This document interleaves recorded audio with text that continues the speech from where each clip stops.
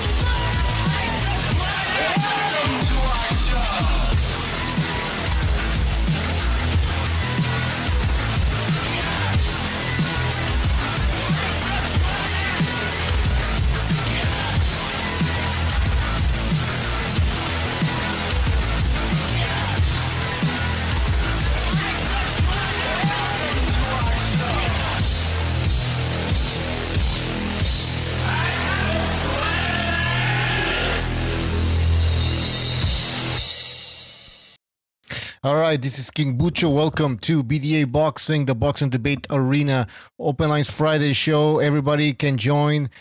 Anybody can join. Everybody should join. The link is in the description. The link will be posted in the chat. We're going to limit the panel to 10 people because more than that just gets too chaotic. So first come, first served. I don't want any messages later telling me that, let me in, let me in, let me in. All right, hold on. I'm going to join. What the fuck? Why is this different now? What the fuck is this?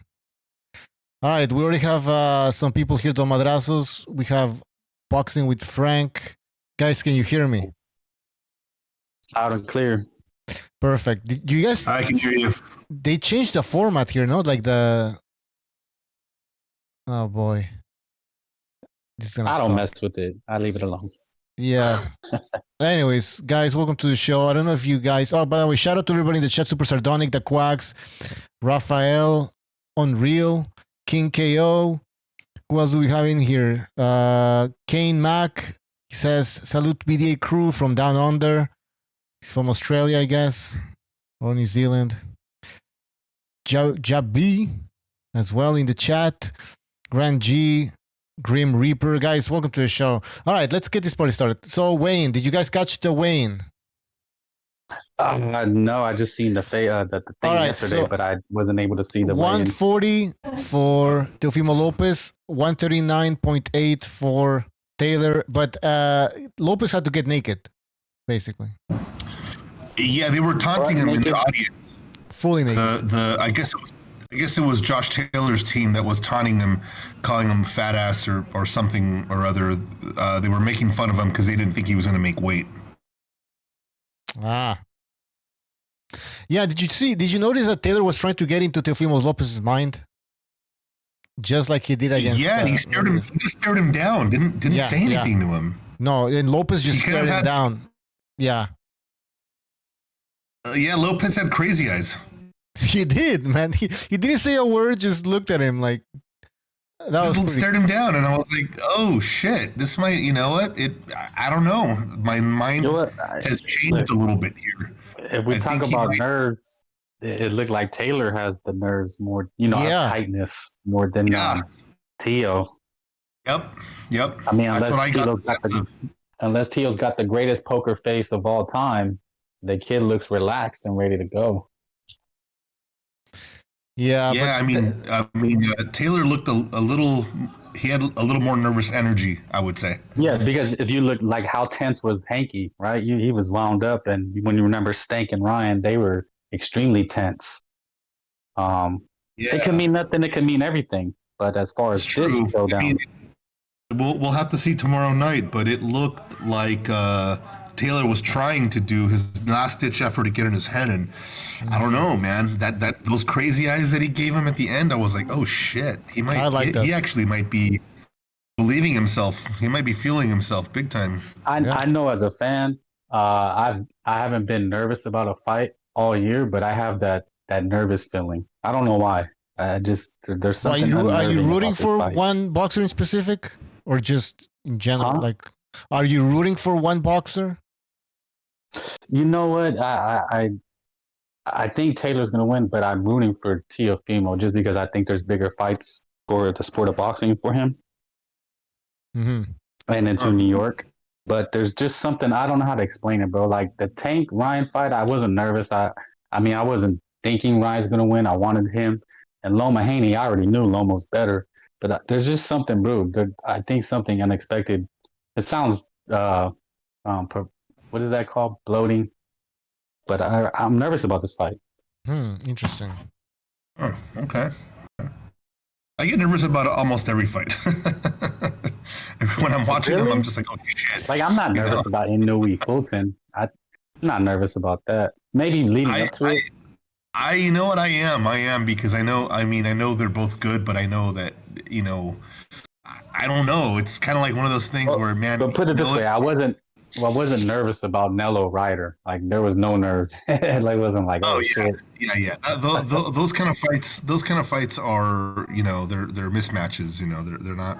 But I'm telling you guys, man, the unexpected is going to happen. That's my prediction. Well, are you nervous because you know that if Teofimo Lopez loses, it's a big loss in a way that, maybe his career could be not over, but, that whole takeover thing that bullshit's over. No, I think he's just nervous about the brutality. This is going to be a brutal fight. Like somebody is going to get splattered. I just can feel it. Someone's going to get splattered and it's going to be scary. If this is a sport of boxing, but we don't expect those type of happenings. Well, I mean, I know that the adjustment in the fight, if there has to be an adjustment made, will be done by Taylor, but I don't think that there will be an adjustment made by Teofimo, and it could end really bad for him because he just doesn't have the corner and the mental fortitude to be able to make the change. And, I don't believe in his corner at all. I mean, it's going to be the wild card here is Taylor has a new trainer, so we're going to have to see what happens. I think it's going to be up to the individual. Right. And let me put it in perspective. Like nobody figured Hanky and Lomo was going to have like some kind of there was no threat level that this fight holds. That the animosity is real. No, because you know that in Loma's a smaller guy, and you know that Haney has no power. And if he couldn't put away a little guy like Loma, then I wasn't really nervous about that fight too much myself, but exactly. This fight, you can feel that tension and animosity. Yeah, both guys have power. More Josh Taylor, he's used to the weight class, and he's bigger. So I think Teo could potentially get stopped, and I wasn't feeling that way before, and I'm kind of feeling just if he doesn't get the right advice in his corner and he can't make the adjustments, he might get TKO'd. Yeah, ugly. Because listen. If you see you saw his face during Kambosos, and Kambosos doesn't hit hard like Josh Taylor. I mean, Teal looked like his fucking face looked like hamburger meat by the end of the fight, and that's Kambosos, people. What the fuck is Josh Taylor gonna do with his fucking face? It's nonsense. If the guy can't adapt, and if the guy can't make the necessary changes within the fight, he's fucking done, and it's gonna be a beat down until Josh Taylor decides I'm gonna put this guy away. This guy's got power. Kambosos has no power. So we'll in the chat, Bentley Sports is asking, who has Josh Taylor stopped?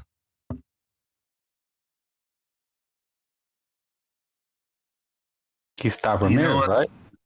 No, he didn't stop Ramirez. He knocked him down twice. He didn't. I think twice. Let's see here. Who did he? He knocked him down twice. Ramirez. He knocked down Ramirez twice. He didn't knock down Prograis, but Prograis is a tough kid. I mean, or he's older now, but he's a tough guy. Who has Josh Taylor stopped that's elite? Let's think about that. No one. I don't. I'm not talking about like a mandatory or just some stay busy fight. We're talking about elite. Who has he stopped that's elite? Didn't stop Postol. Didn't stop. In the Rakitic? That's a good comment. No, that's a Croatian player. What's his name again? That was Belarusian. That was a good comment right there. Barantic. Yeah. Oh, Barankic, did he stop him? No. No. Okay, that's a good question there. Okay, so maybe he won't stop. Maybe he won't stop Teo. Maybe I don't know. But just looking at how Teo looked in that fight against Kambosos, I wouldn't put it past the ref. Already. Shut the fuck up. You don't know shit about boxing. Shut the fuck up. Let somebody else talk already. Shut the fuck up. Get the fuck out of here. All right. Calm down. He's way better than Jack Catterall. These racist ass little pieces of shit who hate on Benavidez. They protect Canelo like this piece of shit. Don Madrazos. He's a dumbass. Teo's way better than Catterall. You're gonna see a boxing lesson. And guess what? You're not gonna give him credit because that's how you fucking pieces of shits are. Hey, what's your prediction? He's in a box like he does, beautifully. What he did with Loma, he's gonna break him down. He's so good that he's gonna go in there to box, but he's so good he's gonna school him, break him down, and stop him. That's my prediction. You have any round in specific?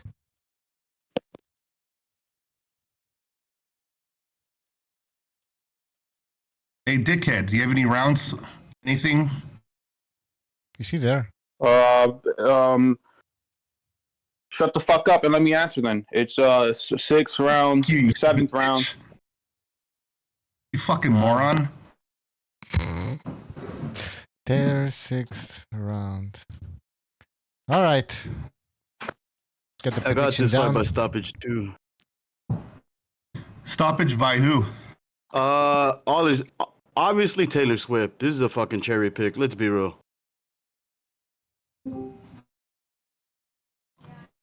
Cherry picking who though? What do you mean? Well, who's cherry picking who? Well, like, who has that Teofimo beat at 140? Okay, that's kind of what I was thinking. I mean, I don't think it's a cherry pick necessarily, but It is a cherry pick, man. And I'll give you three reasons. I'll give you 3 reasons why. 1, style. Taylor has a style advantage. 2, obviously Teofimo hasn't beaten anybody at 140. 3, that dude is not mentally and emotionally healthy right now. No, I know that. I know that part. I mean, that's. He's younger than you, and he's younger than you guys, and done more than you losers ever will. So I mean, he has to be a little bit good mentally, right, Mr. Psychologist and therapist? What do you mean he's mentally wrong? What are you talking about, man? What are you, a fucking therapist? Shut the fuck up! Did you say this about He beat at 140. Pedro Campo, who just gave Brandon Lee a good fight, and he schooled him, and stopped him, and what? Taylor just lost against Jack Catterall. He just lost. Yes, I agree. Teo's better than Jack Catterall. I scored it 7-5. Teo is better. He didn't only beat Loma. He beat Richard Comey. He stopped him when Loma didn't. Okay, so Campo is gonna beat Catterall. Is that what you're implying, or? He'll give him a tough fight. What I'm implying is that if Jack Catterall beat Josh Taylor, who you're making out to be some type of killer who's just gonna stop Teo, right? No, well, he's not. I mean, to be fair, Taylor Swift could have not taken that fight serious. No, you guys even giving that guy a chance. True. I mean, listen. And let's be real, man. Please, buddy. Excuse to losing to Kambosos then. So it can't be true for one guy and not true for the other guy. What do you mean? What's his excuse? His excuse for losing to Kambosos. You know, listen to how you are. Darmadaso's a little piece of shit hater. I agree with that, man. He's a piece of shit hater. That's how the other little China haters are too. That's how the judges are. That's why they robbed him. That's why Eddie Hearn. You see, Eddie Hearn came out with Cambosos. You're juvenile minded. Eddie Hearn came out with Cambosos. No, it's not juvenile. Look how mad they are to this day because he beat Loma. They have a very low IQ. No, look how mad. Look how mad You're not answer the question. Loma. Look, you're crying and you're not answering the question. Loma was way above his weight class. Dumb China hater. Sorry, dude, you're just an idiot. Answer the question. Rather than crying, answer the question, bro. He beat Loma fighting out of his weight class, and he was injured in that fight. Oh yeah, he was injured. Yeah, blah blah blah. Excuses you So make. we're gonna pretend like it didn't happen, or Okay, hold on. What elite fighter has Tia knocked out? That same question applies to Tia, right? Yeah, but no one cares. This guy's so stupid. What? He's so stupid. This Can guy. you take yourself Nobody's stupid. Nobody's stupid. Shut up. You don't know shit about nothing. Shut up. Oh, you I love this guy. Someone call his parents so he can take his medication today. Oh my god. All these therapists and psychologists when it comes to Teal. Shut the fuck up. You're actually doing the same thing. You're just mad that when you see You're doing the same thing. Spare me your condescending standards. When you see Teal, Like he doesn't. He's not explaining why Tia lost to Cambosos. Like why you not answer that question? how did he lose when he dropped him in the 10th round and pressured him the whole fight in it and it was the So Shadowban, you're saying that Teofimo Lopez did not lose to Cambosos, correct? Clearly, he got robbed. We all seen it. The thing is, he beat Loma and you pieces of shit waiting to just tear him down. That's how you pieces. When you people are envious, injured Loma that when you're envious above his weight class. When you're envious, Listen, loser, right? Jack, why don't you call back when you've gotten Teofimo's cock out of your ass? Look. You watch Teal's interviews. Right? And when Teal says stuff like, "Yeah, you people ain't did shit in life. You wish you could be me." You get all mad and you take it personal because the truth is where you're losers. That's not his problem, right? So and then you talk shit about Teal all in the comments. I'm talking in general. I'm talking in general. He reads all the comments. Constructive criticism's talking shit. And he responds to these piece of shit China haters, cockroach children of the devil who will. China sucks. Move on. They will suffer all the consequences they have coming. Oh, they make him out to be the crazy guy. Oh, he's mentally ill. Shut the fuck up. You know what? That is so great. How come you're over here? Look, they've been telling us Latinos to assimilate. For years. Like, we need to prove something to these cracker-ass China haters, these piece of shit white devils. You people are nothing. all right. Nothing. Well, we're getting out of topic. This isn't the second. This isn't the second. Canelo's a fucking up. Benavidez is gonna beat the shit out that white guy. Accept it. He ain't shit either. A fucking which white guy? Are you talking about Canelo? Go bitch about Teal and cry all day like the piece of shit you are. Wait, hold on. Fighting this weekend. I don't understand what he's like. So Canelo's a white guy. Yeah. But Teofimo is like a what? He's a native or something, like Native American. Well, I guess mentor recognizes mentor, right? Because this guy's crazy. All right. Anyways, so we got the Dodos, Zero Cool. Guys, what did you think about the? I mean, did you see anything at the weigh-in? A lot of people were saying, "Oh, I'm like Jimmy and other people that they want to wait for the weigh-in to determine, to give us their prediction." I didn't see anything. I think both guys are in shape. Yeah, I think they both are too. I think they're both in shape. Given like what I've seen from the interviews for Teofimo, he looks pretty like, a lot of people are making a lot about the mental issues. Like I pretty much thought about like how just the way things he said, he's just like highly competitive. That's all it is. I mean, the dude's always been pretty self-critical. So there was an interview I think he did. I forgot with who, but like he was talking about how, he knew the camera was on him, and that's why he made that comment about, do I still got it? So ultimately, I have no... I know it's not a popular opinion, but he looks focused and ready, so we'll see. I just want to see a good fight, so regardless, see who wins, which is my take. There's no middle ground on scenes with these guys. There's no middle ground if you're going for Taylor and Teo. It's really one or the other. Yeah. I mean, I like him because if anything, I've just always focused on his boxing. Like, I'm not, I'm not really that fucking turned off by when he says shit like, I'm gonna kill him. Like, all right, cool, man. Show it in the ring. That's just me. I get what people get turned off by. But he's just trying to show off like he's trying to go for the kill. Yeah. He What was was that? saying some weird shit, but I don't. Yeah, I don't look at it. I don't give a shit. I mean, these motherfuckers talk crazy all the time. That's what they're entertainers. He's just entertaining. You know, Yeah, you got to be exactly. able to separate Yeah. that from the fighter, like his skills, his ability. You know, it's just he didn't look good against Sandor. I think people are betting heavy against him because of the Sandor Mark fight. Well, look, Teal, he got what a lot of people say it was a good decision on his previous fight. It was close. I mean, I didn't see a lot of his 135 talent migrate to 140 is that good. So, I mean, if he's coming out with the same mentality as George Kambosos, that, I'm going to knock him out right away, he's going to get a flash knockdown again.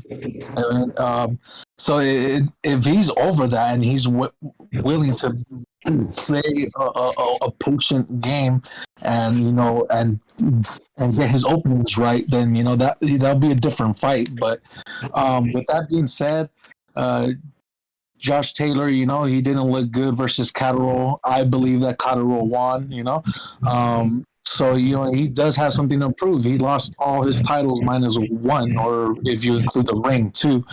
So I mean that's pretty much a implosion right there, to let all your belts slip away from you. So they both have something to prove. I have Josh Taylor winning. But if Teofimo looks like before Lomachenko and during Lomachenko, then I could give him a good shot at winning. Honestly, if they were to rematch Taylor and Catterall, who would you pick? I wouldn't know. I would have to watch it. I mean, you would assume that Taylor could, bounce back like Charlo did versus Brian Castano, but it doesn't, take away from the first fight that Jack won. Well, he didn't. It looks like he didn't want to fight him again. They had 3 fights lined up, and Taylor kept pulling out of every one.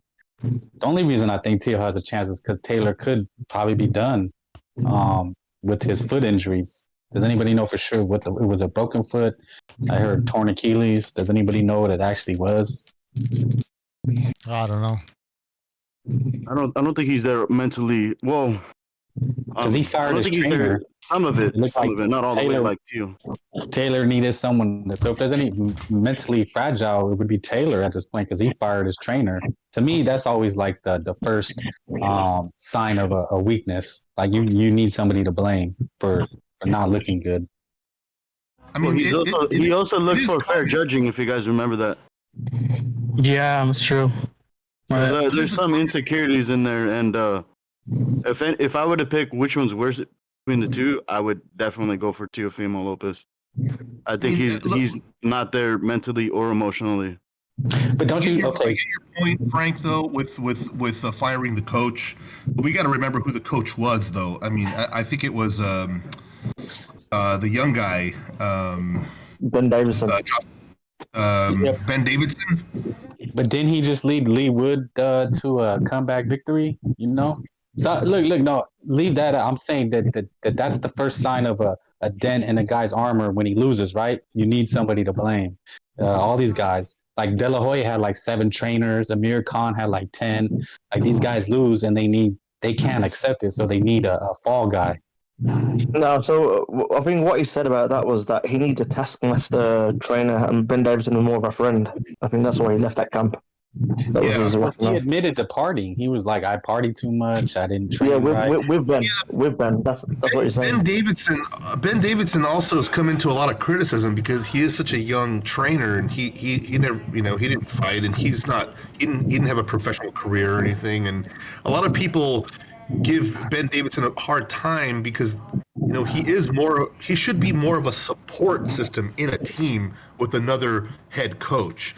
Like he's a good guy to have on your team if you need a guy to get you out of bed and get you going and mentally prepared. That's the kind of guy Ben Davidson is. Not necessarily the guy that's going to give you the best instructions in the corner. I don't think that's his strong suit. And he's the guy that helped Tyson Fury kind of come out of a dark place he was in. And he did motivate Wood to come back and fight Lara. So but I don't think he has that head coach mentality. Yeah, he doesn't have that going for him. You know, I always said Ben Davidson would be a good addition to a team. That's it. Yeah, I definitely agree with that. Hey, I had a quick question since it's being overlooked right now. If Munguia does have a spectacular win versus Sergey, would that lead to a fight versus Jamal Charlo? In your guys' opinion? I mean, because they both have similar careers. They haven't really fought anybody. So I always said that Munguia was the Mexican Jamal Charlo. What do you guys think? If Munguia goes to PBC, they'll fight. If he doesn't, that fight will never happen. Look, the Derevyanchenko Isn't Charlo in his 30s? Derevyanchenko's a good win, but Charlo's the same age as Canelo. Canelo and Charlo. Charlo's 32, right? He's had a terrible career. Let's be real. Yeah, but the only reason I say it is because Sergey has had a terrible career. Both of them. But one guy's in his 20s, the other guy's in his 30s. Right. I think Charlo's had a horrible career, and this whole taking 2 years off has not helped him at all. Munguia's was still with Golden Boy, isn't he? Yes. Yeah. So he's going to continue to be protected. He's going to continue to be protected until the point where he is fully exposed, like Zurdo, and we don't hear from him that much again. So. Yeah, I don't think Oscar will make that same mistake twice. What he did with Ryan against Tank. He's not going to let Munguia go to PBC to lose. No way. Hey guys, a lot of people are talking about Las Vegas, New York. The fight's taking place in New York, and some say that Teofimo Lopez has the advantage there with the judges. And do you guys think that's gonna be a factor in this fight? Yeah, it's always a factor, right? I mean, there wouldn't be a talk if it wasn't. We just seen what happened with the Loma Hanky fight. So it's always something. It's funny that Taylor gets worried about being robbed when he robbed Catterall. So I mean, I just find it ironic. Yeah. I mean, he's the champ, and he has to come fight in New York on Teo's home turf. Hey, where was the fight with him and Kambosos? Was that also in Madison Square? I believe so. It was supposed to be in Miami, and then it got postponed, canceled, and then it ended up in New York. Yeah. Yeah, I think there could be, just because based on what happened with the Loma and Haney fight, I think there could be some fuckery if it goes to decision on Teofimo's part, and I think that it could go to him. So that's a very strong possibility. Yeah, my belief is that the reason the odds are so close, that it's basically a 50-50 fight in Vegas, the odds, is because to me it should be a 3-1 fight, Taylor. But it's not, because they feel that something could be up. That's why they don't want to make a 3-1 odds spread, because they'll lose their ass, because people will bet for Teo and then get cleaned out. Well, look, the Jamel Charlo and Castaño, he got the gift decision because it was in Texas. It was a home cooking. Yeah. I mean, you can look at it logically as well. Tia's the American. The other champions are based in the Americas. I think Top Rank would probably prefer Tia to win, right? Because I think they can match up with Haney and Shakur eventually. Where Taylor's in his 30s as well, and he's not really a ticket seller, Taylor.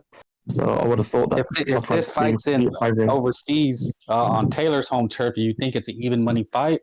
I don't think so. No. 3-1. It's even money because it's here in New York. Yeah, I think Taylor's inactivity makes it even money as well. That part too. Yeah, they know something, because like I said, I mean, Taylor, he's the champion. How long has he been champion? 4 years now. He's really undisputed. Like, really think about that. Taylor's the undisputed champion at this stacked 140. How is Teo even money looking how he looked his last fight. Like that speaks volumes to me. Yeah. Somebody asked if anybody's watching the Adrian Broner fight that's taking place tonight. The guy's still fighting. Is it tonight? Now he's Is the Adrian Broner fight gonna be on a like on an undercard or something, or is that actually a main I event? think he's the main event. He's now working Are you with kidding? Don King. Don King. Well, all I remember of Adrian Broner is that guy that got robbed by him, Santos or Santiago. You guys remember his name? Yeah. Yeah, that guy got robbed by AB. Yeah, it's $25. I think it's 25. Is it tonight or tomorrow night? Wait, what network or what? Who's showing that? Is it a Showtime? Like Fight TV or something like that? Like some obscure app, or I don't know. It's on the internet. Is it Black Prime or whatever? No, it's Black not. Prime, and it's pay-per-view. I don't know. It's pay-per-view. I have no I don't look idea. that. Look it up. That'd be pathetic. That's insane. By the way, we have a super chat from Dennis from Boston. He says, Teddy, I need a straight jacket Atlas. He has Theo by knockout. Who's crazier? Teddy Atlas or Teofimo Lopez? Trick question. Both. He knows his boxing. Christ. All these years, you heard these Caucasian dirty ass crackers downplay Teal, say he's not undisputed, right? Just so they could rob Loma versus Haney. It's that serious. No, you have to realize that the agenda. You guys will say, "Oh, they wouldn't do that." The agenda is that deep with these crackers. They want to justify where they're cucks. They want us to be all mesmerized. You know, the agenda is that real. So they went that far just to downplay Teal, so people, you know, I'm telling you, like the agenda is that real. Oh, this is annoying. Yeah, that's why you have these white people who try to convince us that Canelo's the best Mexican boxer ever, while they hate on Teal. It's all race for these honky ass crackers. And when Teal beats Taylor tomorrow, you think they're gonna give him credit? No. Well, hold on. Can I say something? Shadowban. Teal credit if he beat Shadowban. Well, I mean, you're talking about Canelo being... Canelo's Mexican. Canelo's Mexican. Listen to a cherry pick, man. Like that, it looks really bad on Taylor's part, honestly. I don't understand this. I'm confused because Canelo's Mexican, right? Shadowban. I like Canelo. I didn't against Canelo. It's just the Benavidez haters. I could tell you guys hate on him a little too much because you want to worship the white ginger. You know, you feel safer. You know, worship and praising this guy. You know. I don't know. Please, my issue with Benavidez I'll tell you this: the guy that's most people. likely going to be a BLM supporter is definitely going to be David Benavidez. Oh yeah, that's why Canelo posted George Floyd on his Twitter. He comes out with a black guy. I didn't know that. You people are just insecure. Say he's a wheat thin cracker. You're insecure. You feel safe with this little white guy. Exactly. Put him up. I'm telling you. Is he a saltine cracker? These white guys, they're the biggest cucks. Canelo's a cuck. I didn't know that. You should post the Twitter link or whatever it was. I will. I'm not even lying. Just Google it. Believe you, man. Post it. Yeah, he's the biggest cuck around. If trust me, bro. Like Benavidez has never cucked like that white guy. He might be, you know, Mexican, but Josh he's a white Taylor guy. is not winning this fight, y'all. You know these white guys? They're cucks, bro. They're fucking disgusting. They need to be shot in the head one by one. All right, this is getting out of control, man. First of all, someone got some background noise. Yeah, Ben, you need to mute your mic, your YouTube or something in the background, and then what else? Oh yeah, quick super chats here. From Brown Mexican. He says Shadowban drinks Bud Light. Do you drink Bud Light, Shadowban? Remember, I told you the level they'll go to downplay us. I've been promoting Teal, and you've heard Teal saying, "Oh, I got Bud Light," and they do this whole fucking media propaganda thing to bring down Bud Light just to try to make him feel stupid. That's the level that these cracker ass motherfuckers go to, because I'm the truth. Okay. Remember, I told you that if I post Loma on my page, he will get justice, not because I want clout. Fuck you people think you are. I'm the greatest to ever do it. You should be thankful I'm even here. It's because I'm the most truther on the planet. That's why I said that. Nobody wants fucking clout. Fuck All right. Let's take another super. Let's go for another. All right, guys. Hold on. Another super chat. Hold on. You and Teofimo go to the same school? All right. Hold on. Like I said, though, that's the level they'll go to. Shut up, man. These crackers. Shut up, man. Let me read a super chat here. It here. was never had impact like we had. Pussy ass. Holy shit. Yeah, either. On everything. Hold on. Let me read a super chat before we continue. Medrado Garcia, thank you for your contribution. He says, I have Teofimo Lopez by decision. Josh Taylor has been out of the ring for far too long. Donald Trump knows who I am too. Donald Trump knows you. All right. Another super chat from Brown Mexican. He says, Shadowban is as white as Canelo. Shadowban is as white as Canelo. Who has Josh stopped? Like, let's be very honest. Who's the younger guy? Who's the fresher guy? I've seen pictures of Josh Taylor from the Olympics like 10 years ago when his face was already like scattered, man. He's the better fighter. I just don't think that. I think Teo's going to use this to trigger his career forward. He can if he beats him, of course. The same applies to Teo. Who has Teo stopped? Who's elite? Nobody. Right. I just don't. I think it's a lot more complex than what people actually think. You know, we're looking at Josh Taylor. He's a beast, yeah. But let's not forget those 4 fights he had to go and dispute it. It takes a lot of toll. It takes a lot of toll on you. Sure, but I think the question right now, I think the question right now is mostly just where Teofimo's head is. I don't doubt he's got the physical attributes. I know he's younger. I know he's faster.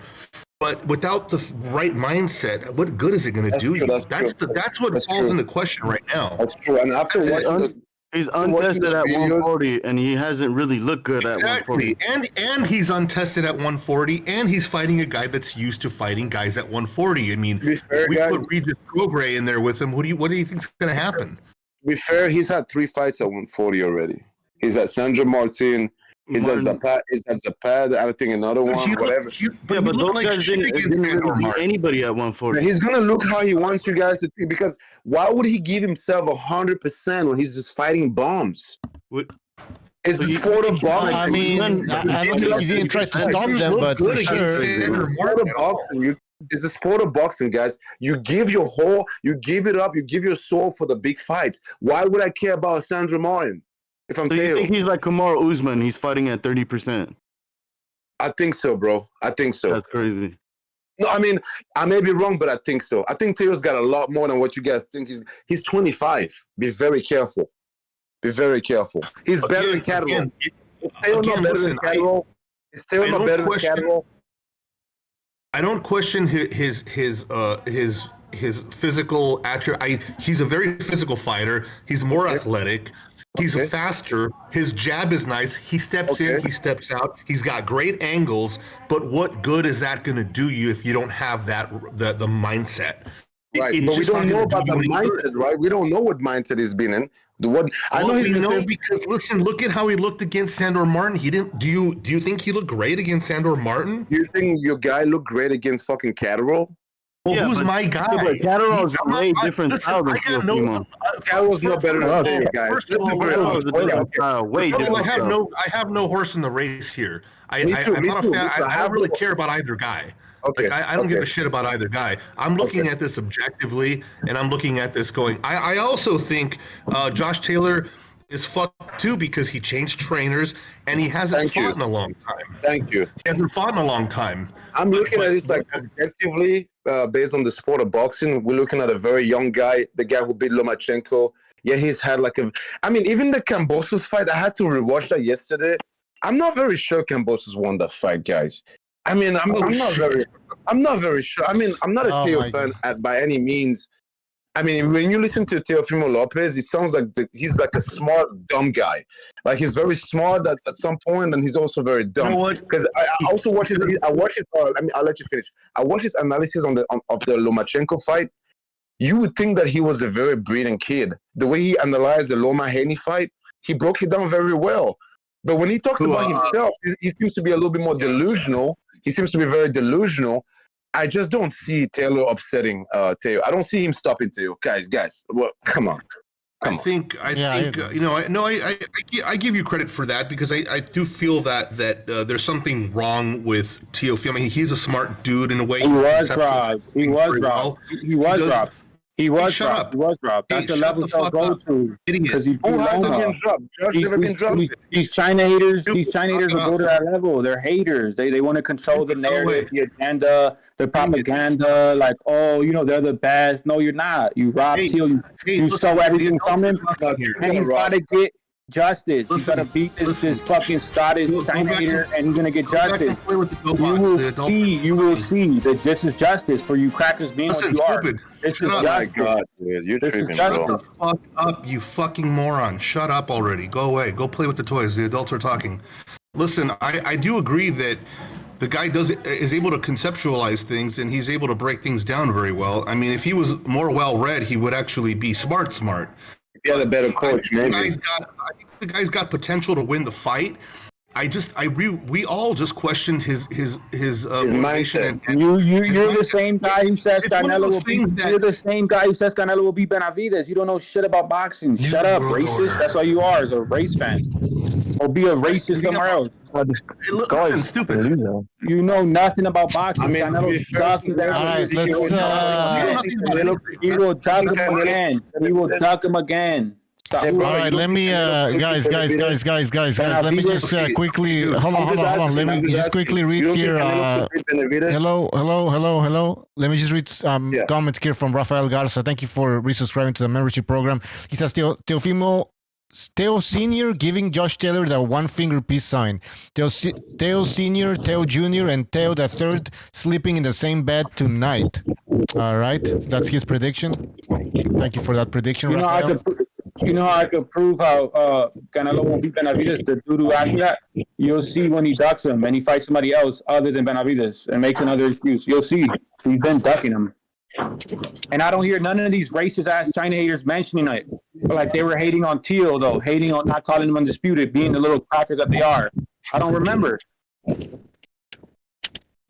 I mean, to be fair, Teal deserves all the praises. I mean, he was a sacrificial lamb. He took all the tough fights. He's the last one that beat Loma. Like, you guys don't like the Gervonta Tank Davis because he doesn't take tough fights, but then you guys don't like Teo when he takes tough fights. It's like, you got to make up your mind. Exactly. He has the best resume out of them all. You know? Because you're going to lose at some point when you fight all these tough guys. Look, you see these dudes in the comments? You see these dudes in the comments? You look through them and you see, oh, shit, it's white dudes and it's black dudes. These pussy I don't understand the hate on Teo. Look, these pussy-ass black dudes who are mad at Latino way undisputed beat Loma before he has a better resume than all these dudes, right? Just like they're now hating on Benavidez. Because if Benavidez beats Canelo, what does that mean? Another Mexican undisputed before all these bums who try to act like they're the best.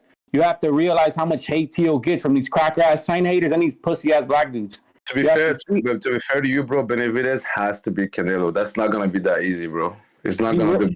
Look, when you don't know much about boxing, you don't. I know very much about boxing. When Canelo ducks Benavidez again, Tell me why you think Benavidez beats Canelo. Tell me why. I want to hear your argument. Tell me why. He has more volume. He has more volume. He's stronger. Yeah. He went to distance with Caleb Plant, bro. Oh my God! Look. Oh my God! And he's young. Oh my God! To be fair,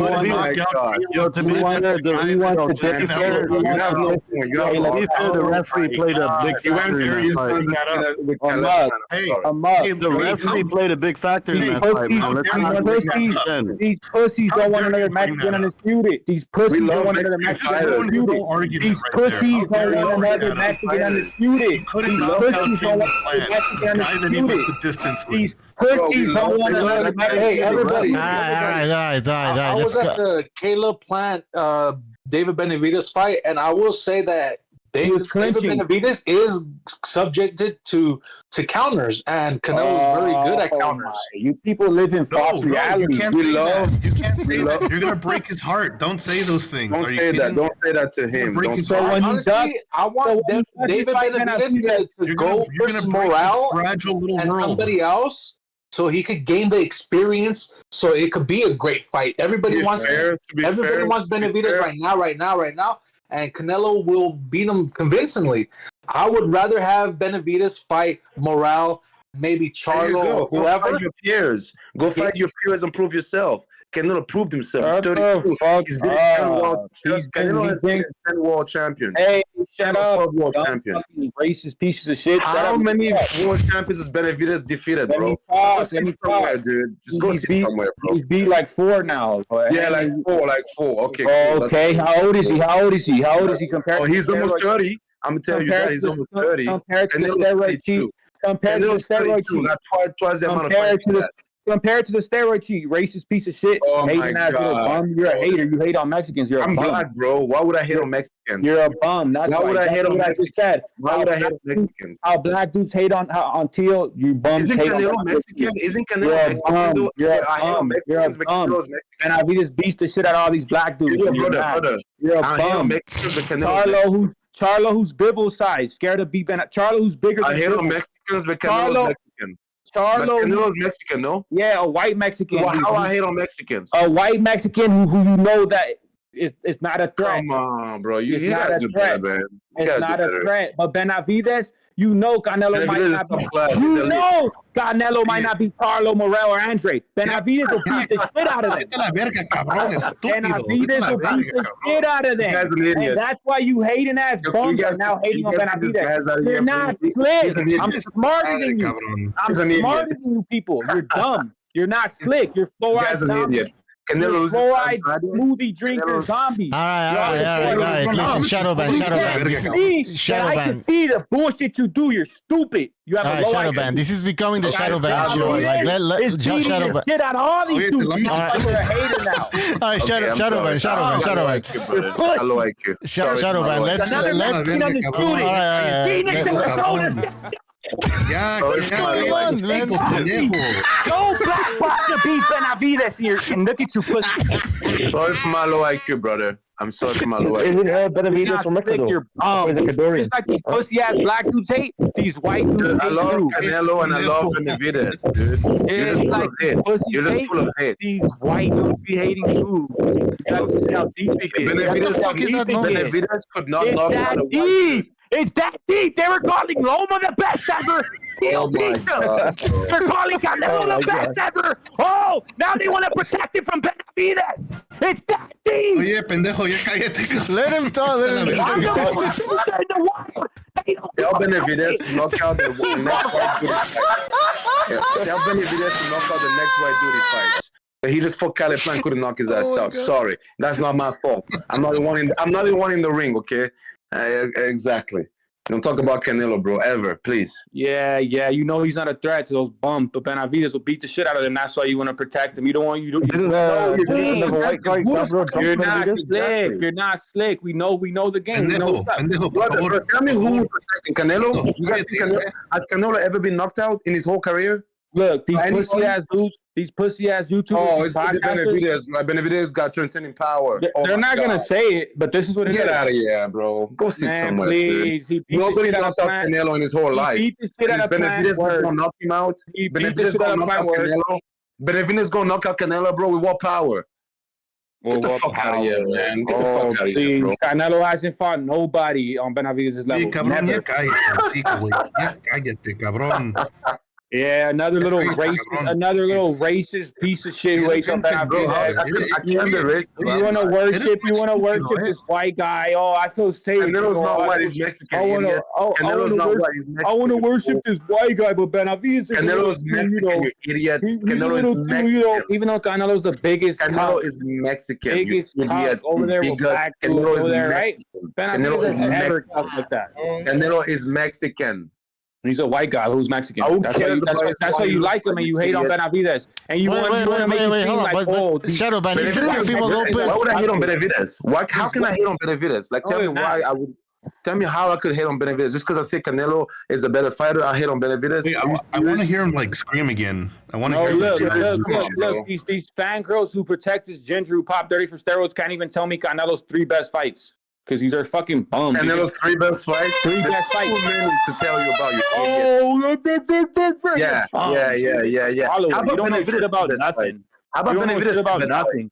Okay, how about Julio Benavidez' best fights? Julio Tell us about Cesar Benavidez' Chavez- best fights. Tell us about Benavidez' best fights. Oh, Benavidez' best fights? Porky Medina. That's literally one of the best performances ever. Stop You're him. a clown, bro. You're literally a clown. Oh, you're a clown. You're a clown. You're a Shut clown. the fuck up. You're a Dumb clown. piece of shit. I'm not You're even a done. clown. You dumb piece You're of a shit. clown. You're a dumb piece of Name shit. me Benavidez' best fight. It's about the performances. The performances, you dumb piece of shit. What? The performances he put on. Porky Medina. Yes. David Lemieux. And the Hall of Famers. Has Benavidez ever been in the Hall of Famer? Okay, who did Canelo fight in their prime? What? In their prime. In their prime. Bro, Lemieux was a good win. Lemieux was a good win. No, hold on. Lemieux was a good win from Benavidez. I'll give him that. These are fucking but bro, the Caleb Plant performance, you're younger than Canelo. By 5 years, you can't knock this guy out that Canelo knocked out. He knocked him out in the 8th. He knocked him out in the 8th round. Somewhere, dude. He knocked him out in the 8th round. The referee didn't play a big part of that. Hey, I'm up.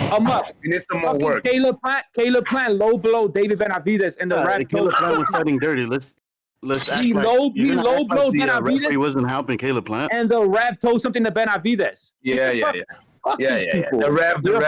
That's all you're saying. You're not talking about Benavidez. You're talking about the ref. It's that so you're deep. going to say that there wasn't excessive clicking in that fight. It's that deep. Canelo knocked his ass.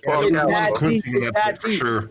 Yeah, that's what I'm trying to get at. And the thing is, like, I watched the fight again, and the first big half of the fight, the Plant was outboxing, outmaneuvering. No, he wasn't. He was outmaneuvering him. He made him miss a few totally outboxing him. And the only reason he lost was because he passed out. That's it. Dictating, jabbing him up. David lacked footwork big time, and he couldn't execute. And Canelo asked for work. Canelo asked for work. In the later round, he cannot fight going backwards. I'm sorry, but the guy can't fight going backwards. He just has no backwards. He doesn't want to fight going backwards. He keeps talking about racist pressure. He's not going to be able to defend himself. Totally. Benavidez, come on. I mean, he couldn't knock out Plant. Plant was getting the best of him in the first half of the fight. If it wasn't for him getting gassed out, he would have lost the fight. I love Benavidez. He just couldn't do the job. I'm sorry. You're way younger than Canelo. Exactly. Get this guy out of there. Young guy. I guarantee you, if the referee wasn't so biased, Benavidez would have stopped Plant. All right, guys. I need to interrupt you guys just 2 seconds so I can read 2 comments here. One from Official Scorecards Boxing Science. Thank you for the contribution. He says, Shadowban replaces Senior in Teo's bed when Senior is out doing coke. Josh Taylor by stoppage, but I wouldn't be surprised if he goes to decision and they rob him. All right, that was Official Boxing Scorecard. Then we have Raider Reaper. Thank you for your super chat. He says that the Benavidez dick riders forget his best hits against Plant was a headbutt. Canelo was born in Mexico. He's a real Mexican. Benavidez is only half Mexican clown. Then I'm famous with a contribution. He says David Benavidez beat Canelo 10-2. You guys falling for Caleb Plant stunting. Caleb only survived by clinching. Plant was fighting like Devin Haney. All right. We have somebody defending Benavidez. Fucking piece of shit Canelo fans. They're just racist pieces of shits. Why would Canelo fans be racist? They're fucking look. Not racist. They just hold him on a unrealistic standard. Imagine this is the same guy who went up and fought the ball at a different weight class. Racism. He has no boxing type.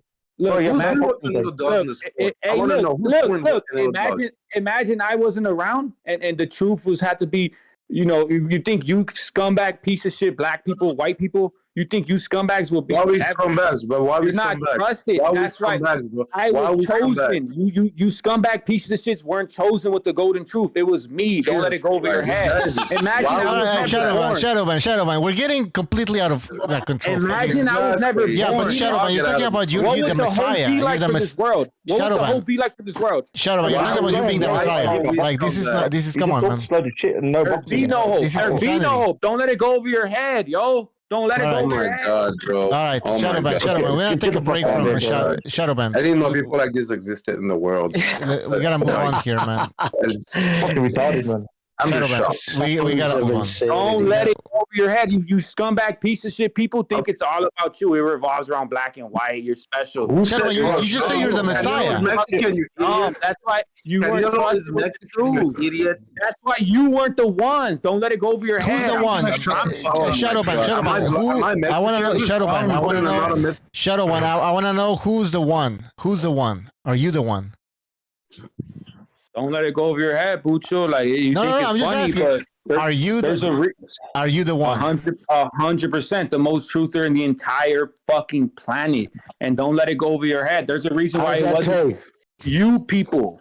It wasn't you people. You China-hating, arrogant, scumbag piece of shit. You know it all. You make America great. All right. Listen, this is getting out of control, man. All right. Shadowban, we gotta move on. Shadowban, we gotta move on. Shadowban. Nothing. All right, Shadowban, we're gonna move on, man. Your kids will know the name. Guys, all right, Shadowban, we gotta move on, man. Guys, you know what it is? I think he walked in on it. No, Jimmy, real quick. I think this guy walked in on his mum sleeping with a white guy, and that's why he's so upset. Yeah, I think there's no reason why he's crying so much. Yeah, this is getting out of control. No. I mean, you hate China because they're richer than you. They prove you crack. Okay, but we're getting out of. Okay, Shadowban. All right. Shadowban. You don't have the highest IQ, right? All right, Shadowban. We gotta Shadowban. Yeah, we gotta move on, man. All right, guys. I guess we're not talking about boxing anymore, huh? Yeah, exactly. No, we're not. We're literally not talking about boxing anymore. All right, let me read a super chat. Raider Reaper. And how Jimmy, Raider Reaper, let's not continue this. Raider Reaper, thank you for your contribution. He says, Canelo is real Mexican, born in Mexico. You were not. All right, so see, we started a whole now conversation here. Let's stick to boxing, please. I like the concept of Open Lines Friday, but like we talked with Shadowban for a while, we talked with other people. Now let's change topics here. Okay. Well, this is in the second Renaissance. So, we had the Wayne. We have new people here on the panel. Jimmy, give us your prediction. Give us your prediction now. You can't run away. Oh, I wasn't running away. I know. I'm just kidding. Go ahead. I know. That's why I made sure I called in because I didn't give us. I didn't want to be considered that I ducked it. But no, Taylor looked better than I thought he would. You know what I mean? I like his skin color. He didn't look all ashy, so it kind of shows he took it off right. Lopez is the more athletic, but man, coming out of his mouth, just the crazy shit about Tim Bradley. Like, why would you say that shit about a guy who's about to call your fight? You know what I mean? Like, you don't deserve to be in the Hall of Fame. Like, why would you put yourself in that? Just, dude. And then the thing is, he says this shit like within hours after Tim Bradley says something. So his responses to criticism are within hours. Bang, bang, bang. Right? So that tells you this kid's glued to social media. Like we always knew. That's what's his downfall. This kid's got to smash his fucking phone. Focus on your boxing, bro. You can't tell me a week before the fight, this is where your head's at? You're getting in fucking spats like that. That was it for me. When I saw that, I was like, nah. I was going into this fight saying I was giving him a chance. But unless Josh completely fucking shits down the front of himself, I don't see how he doesn't just fucking wipe the floor with this kid because I think he's that emotionally spent. If you're getting in fucking Twitter beefs and running your mouth about Tim Bradley fucking days before the biggest fight of your fucking, the most crucial fight of his career, because if he loses and loses bad, it's not good for him financially and on so many ways. Hey, guys, crazy. May I say something based on what Jimmy just said? Just real fast. No. Yes or no? Yeah. Go. Okay, just guys, like basically what Jimmy just he just said everything he said was 100%. What I think about this guy Tio is, I looked at his take from the Loma Haney fight and the way he broke it down. He broke it so intelligently. He broke that fight so well. I'm looking at this guy like he has brains. But once again, when he talks about himself, when he assesses himself, he just loses it. You can never take him seriously. So he's like, to me, he's like the dumbest smart kid I know, or the smartest dumb kid I know. But I don't think that really plays a role when it comes into boxing. All the stuff he says is the dumbest shit I've ever heard in my life. Besides his assessment on Loma Haney, because he literally gave Haney only 3 rounds. I think that's fair. But let's be very honest. He's a fighter, and Josh has been a little bit on the downhill too. He's a younger guy coming in. He beat Lomachenko. There's a lot more than what we think. There's a lot more going on than what we think is actually happening. I don't think Josh stops him. I don't see it. Yeah, I think. I think it's all the way around. I think a bit. I think we're overcomplicating. I think a good big guy beats a good little guy, and I think that's what's going to happen tomorrow. Okay, maybe. Yeah, I agree. a I think golden Josh rule. is going to win. I said that Josh was going to win, but I don't think he's going to knock him out. By stoppage, though? Oof. No, I think don't he'll think drop so. here, but I think he'll win on points. Table. Yeah, he'll win on points. But I think, Teofimo, when he does lose, I do believe he's going to lose, man, he's going to get hit so hard financially. Everything because he has an inflated sense of worth about himself. Like he's so jealous because Devin Haney got paid $4 million against Lomachenko. And, he feels like after he beat Lomachenko, everybody owes him something. I'm like, no, man, that's not how it works. You gotta keep winning and winning until you like where Canelo's at. But he thought, I agree with that. I totally agree with that. After he won that Loma fight, he was just not the same mentally. I don't know why. I mean, that was a great win. I mean, who would be mentally the same? You're 23 years old. He put in a lot of work in that fight, and going into that fight, he looked spectacular against Comey and the other fights he had before that. Would you look the same if you were 23 with no proper? I mean, his dad is a fucking jerk. I mean, his dad is a fucking dickhead. So, would you look the same if you were 23 years old with no proper guidance? You just beat Lomachenko. Right. You'd lose your mind too. Yeah, no, I think when the fight this is where I give Teofimo a lot of credit as the fighter. Like, you can only be as good as your last fight, and what he looked like in that fight, he looked amazing. And I don't think he got even the best advice from his corner in that fight. But he made proper adjustments, because if you remember in that fight, when Loma started coming back and Loma won some of those later rounds, he shut him out in the last round. And I thought he made great adjustment in the last round to finish off the show. And to me, that was a convincing win. And I thought that was a well-deserved win. And I think that he should have kept that going, that mentality going. But something happened, and I don't know what happened to him. It doesn't have a confidence. His confidence was shot because, listen, no matter what, he's complaining about money about Haney getting $4 million. Remember, he could have made $5 million plus to run it back with Lomachenko. He could have made the biggest bank pay-per-view bang, but he turned it down. He didn't want nothing to do with it. He didn't want to fight it. So listen, everybody can put their spin on and talk about it, but when he lays his head on the pillow every night after that, and he knows he's walking away from fucking guaranteed $5 million to fight Kambosos, and everything fell apart because he knew he should have ran it back. He probably himself, part of him wanted to run it back because he knew it was close. Like, run that shit back. And he turned down a career high payday, and he's been paying for been paying for it, as far as I'm concerned. But I think that's blew his confidence. So, Jimmy, what's your prediction again? I think Taylor's going to beat him. Decision? He's a tough kid. Lopez is a tough kid. Yeah, man, I'd be really surprised if Taylor stopped him. That's what. Yeah, because Lopez is a tough kid. Yeah, he's a tough kid, no doubt about it. Great athlete, tough kid. Listen, if he was under the right tutelage and fucking had the right people in his corner and ignored social media. Like, if I had a kid with his talent, his hand speed, his power, and was willing to listen, dude, that kid, he's got it all, man. It's his brain. Yep. Exactly. Yeah. It's his brain. Yeah. I agree with that. If he switched trainers and he could have a couple of tune-up fights with a new trainer before he went into a big fight, I don't see anything stopping that kid right now. The talent is there. The talent is very raw.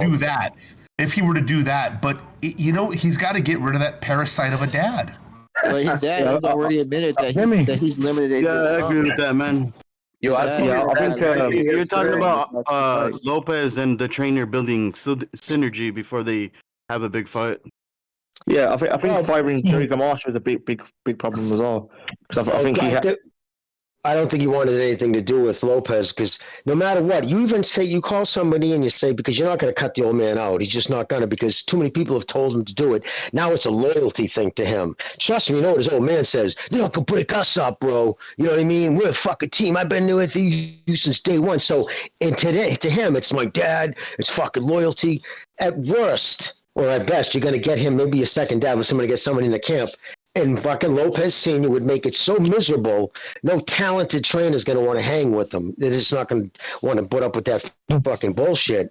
So, so he's never going to get rid of his dad. And his dad, man, really is fucking stupid shit. Then always writing checks, dad, like putting that shit, after my son wins, he's going to be the face of boxing. Like, dude, just shut the fuck up, dude. Why are you talking to the press about anything other than, having a good camp or just focused on the fight? If a reporter walked up to fucking any fighter back in the day and said, try to talk to him 10 days out of a fight, they'd be like, yeah, just focusing on the fight right now. And they'd walk away. They wouldn't want to talk to the press. But Jimmy, it's just, yes. But you don't think it matters though, making I'm pretty indifferent about it when it comes to fighters and what they say, right? At the end of the day, I'm more focused on what they bring to the table when it comes to just fighting or whatever in other combat sports like MMA, right? But don't you think it makes part sense for them to say something and kind of create a buzz? Because it for sure worked for people like Conor.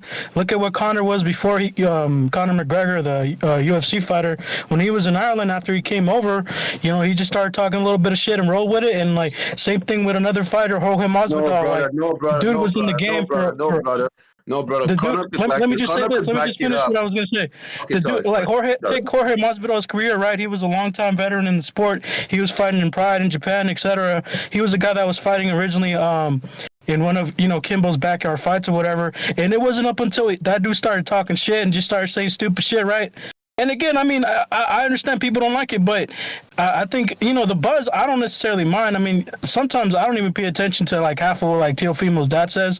But look at Jorge Masvidal's career. As soon as he needed that one guy in the face and he just rolled with the whole Scarface, whatever, 3-piece in the soda shit, people watched him and he was moving. That's because he was on a winning streak of stopping people. Before that, he was using the people. Even then, though, that's what I'm trying to make.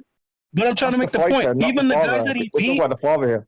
Yeah, but the guys that he beat, aside from Nate Diaz, right? Because he's just fan favorite. Darren Till and all these other guys, they weren't fucking nobody. Okay, but that's UFC, brother. That's UFC, brother. We're talking about a kid who's so talented, but he's also so very delusional. Theo lives in both worlds.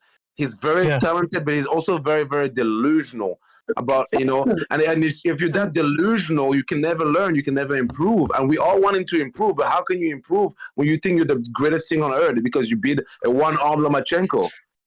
And if you run your mouth, run it during the fucking press conferences, the face-to-face, save it then.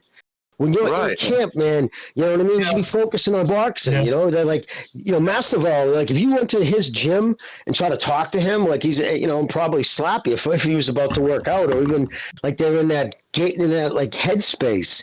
Look at it, and it's in all sports. NHL, for instance. After the Florida Panthers, because they won their series so much quicker, they had 10 days to wait. They had to wait, and now, but the point being, the whole team moves in together at a fucking hotel. Get them away from their family. Literally, the whole team, even though they're at home, they're all living in a hotel. That way, they have that team camaraderie, keep themselves separated from the noise. It's the fucking rink, the hotel. They eat together. That's what you do. You want to isolate yourself from the noise. And the fucking be getting in beefs, saying shit about the guy who's about to call you a fight. Come on, that's just silly. Right. I agree with his point on that. And then I called in a couple of days ago, or a couple of days ago when they had the interview on Top Rank, and I noticed from several interviews and that interview that Teofimo seemed to have not learned anything from the defeat. Nothing at the hands of Kambosos. And you can tell that Josh Taylor feels ashamed about that win with Catterall. He knows he lost that fight. He knows he lost against Catterall. He's ashamed of that shit. He's embarrassed by it. But Teofimo seemed like he was never embarrassed or learned anything from it. But what has that guy done in different story to that? How did it, so you're just giving him credit because he reacted differently, like because Taylor. No. This is the personality, but thing. No. What I'm saying is that one guy is mentally stronger than the other, and the guy that's mentally stronger is the guy that has the ability to say, you know what, I actually lost that shit. I don't feel good about it. I'm not going to come out and admit it, but I don't feel good about my performance. Accomplished way more, and he's accomplished a little bit more than Teo, and he's still very humble. Totally. He's still very humble. I think that comes down to the person, though. It's like a personality thing. I don't think it's necessarily.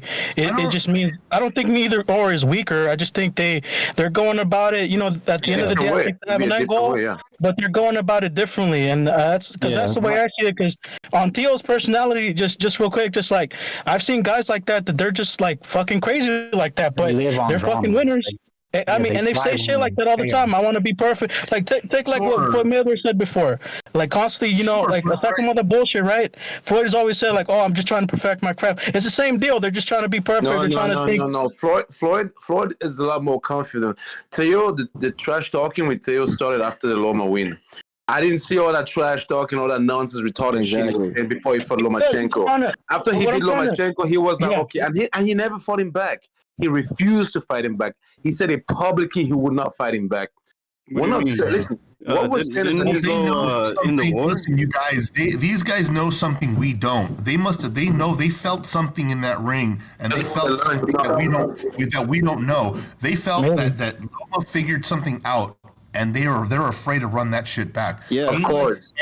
And him don't want to run it back because they know this motherfucker has my number, and we got lucky on this win or something. They don't want to run it back at all. Yeah, there's something like that going on. I wouldn't disagree with that. Guys, I don't know if you guys watched the press conference he had the other day. He literally said, "I'm about to be a 2-time world champion." In the same, like a couple hours later, he's like, "Oh, I've been with Top Rank for 7 years. I'm about to be a 7th-time world champion." I'm like, "Is this guy okay? You're about to be a 7th-time world champion?" Like, come on. Saying it's like, listen, if you do something wrong, even if you're a child, you do something wrong, you learn from your mistake, you come back and you're better the next day. Like everybody. Teofimo Lopez, you guys. Even though he might seem like crazy, he's not learning anything from his mistakes. That's you know what? Negative. That's a huge negative. His mentality is that of a degenerate gambler.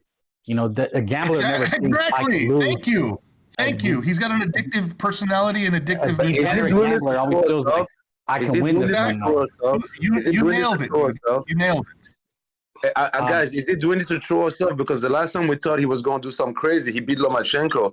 That's what I'm saying. Like, we never know with this kid, man. But you never know. What are we going to say if he actually wins? I mean, that's what I'm saying. Exactly. Doubting him. But that's I'm not doubting him. But that's what I pointed out earlier in one of his interviews, because I've seen a couple interviews like on the backstage or whatever, and that's what he said about that comment whenever I was talking about like, do I still got it or whatever. He even said it in the interview. He was like being interviewed by like some he said he did it on purpose. He said he did it on purpose, whatever. But so that's what I'm saying. Like, I don't, like I said, I don't make too much of it, but that's interesting, like that he said that, because he's like, yeah, that's what I said, and then he's probably explained it. I don't know, man. It's weird, man. He's not going to admit that he's not going to admit that he had a moment of vulnerability in the ring. He had a moment of vulnerability, and he was questioning his own ability, and he was looking to his corner for answers because he was in a vulnerable spot. And you know what his dad said? Knock this motherfucker out. Knock this fucking guy out. I know. What the fuck good are you, you fucking parasite? You're fucking taking my money, you motherfucking parasite. Get the fuck out of here. I don't care if you're my dad. Get the fuck out. But so Jimmy, I like when he said, "What are you doing?" No, I was gonna say that was my favorite thing when the old man goes, "What are you doing?" But Jimmy, what do you make about then what Teal's dad said about like that whole interaction with him? He it was in the same interview. It's a long format interview. I think it's like about 30 minutes or whatever. But I only saw like around 10 or 15. But even his dad was saying like, yeah, you know what?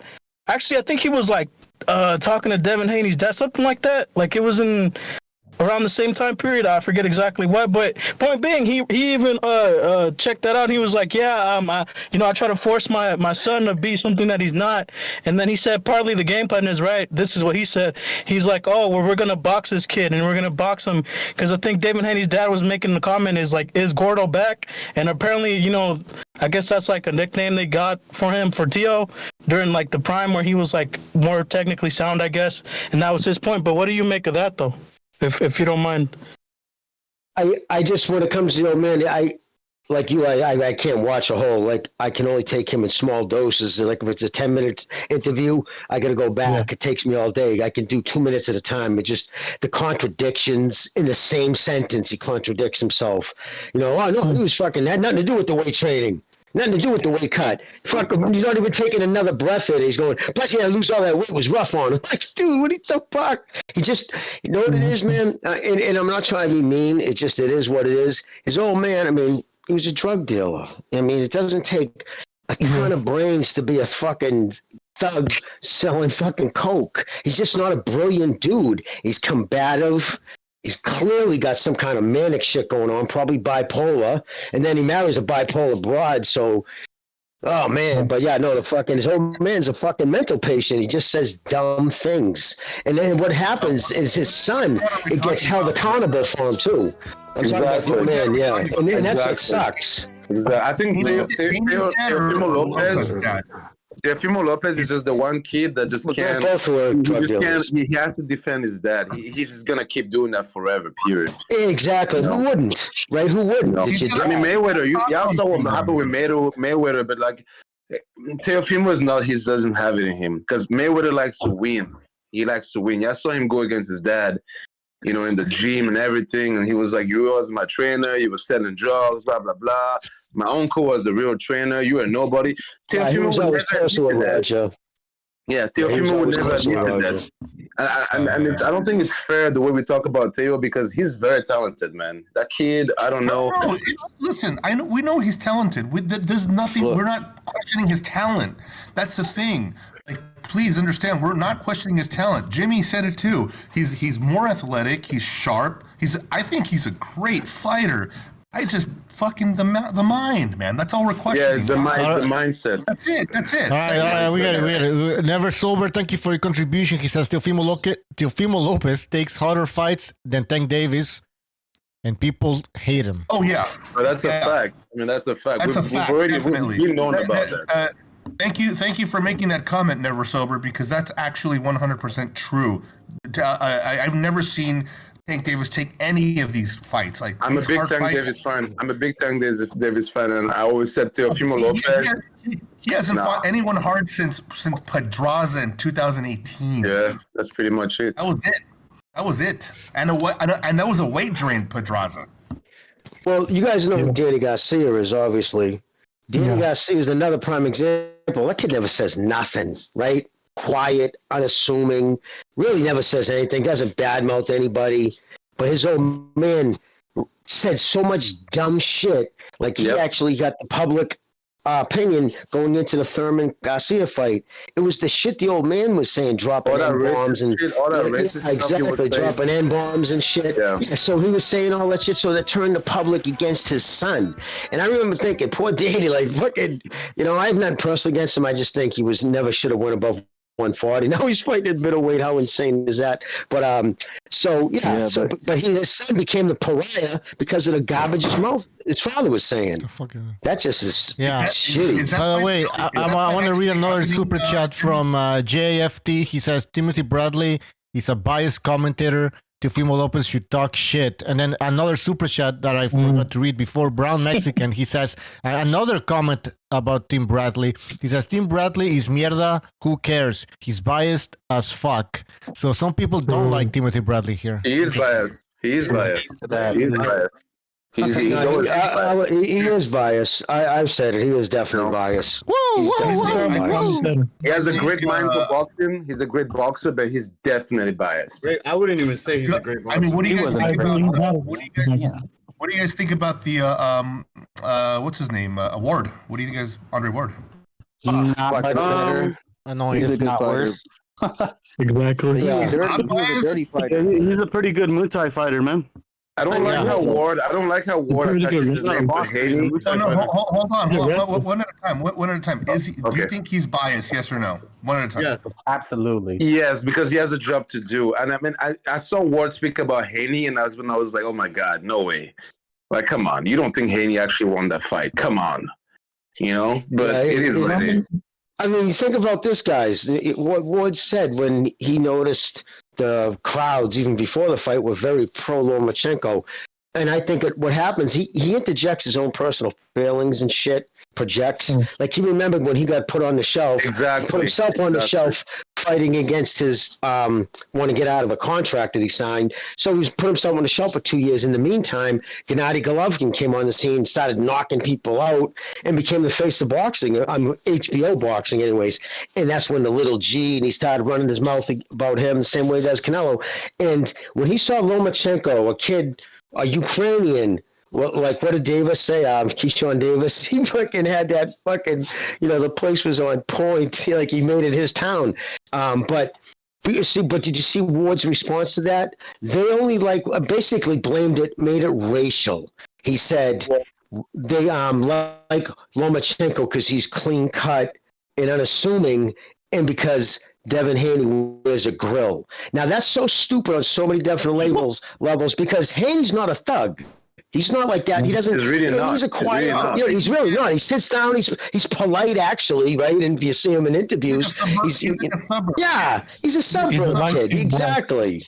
So the fact that he would even say that, like he was like, you got the clean cut, against the grill wearing fucking street kid. That's not how it is at all. You see the kid's house, he's got all knickknacks on the wall and shit. He's got his fucking talking all polite. He's not a fucking street kid. He was in the you know what I mean? He was in the Glee Club, man. He was in the fucking Glee Club. I mean, he was in the chess club, man. He was when you want to talk about delusion, that's where you want to point out the delusion with like Devin Haney's like that. That's fucking weird to me. I'd rather have Teal's dad over that fucking stupid shit because what he just said is just like completely what world that guy's fucking delusional, man.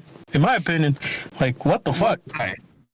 Devin Haney and his dad, and Devin trying to make those comments, like his dad about like Andre. That was actually Andre Ward who said that about the gold plate. I mean, the teeth. Yeah. But you know how they try to make him out like how you said before, like his dad was a thug. And so, like, in the media, like, they always try to make that kid seem... Because Devin Haney, first of all, he's pretty cringe, like, most of the time what he says. And then, yeah, he's not, like, ghetto or ratchet or whatever. But that's what I'm trying to point out when people have...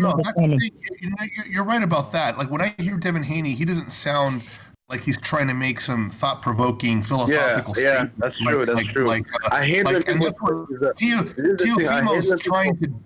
Teofimo's trying to do that all the time, but he's just not, his vocabulary is limited. He's not a very well-read person, and he ends up sounding like a fucking idiot. David's not a great fighter, but he doesn't say anything. David's not a great fighter, but we need to stop picking up on him because at the end of the day, like we're boxing fans, and at the end of the day, you got guys like Eddie Hearn. You got guys like Bob Arum. They're putting David in that position. It's not Lomachenko's fault. It's not David's fault. They're doing all this. They're the ones manipulating this whole game.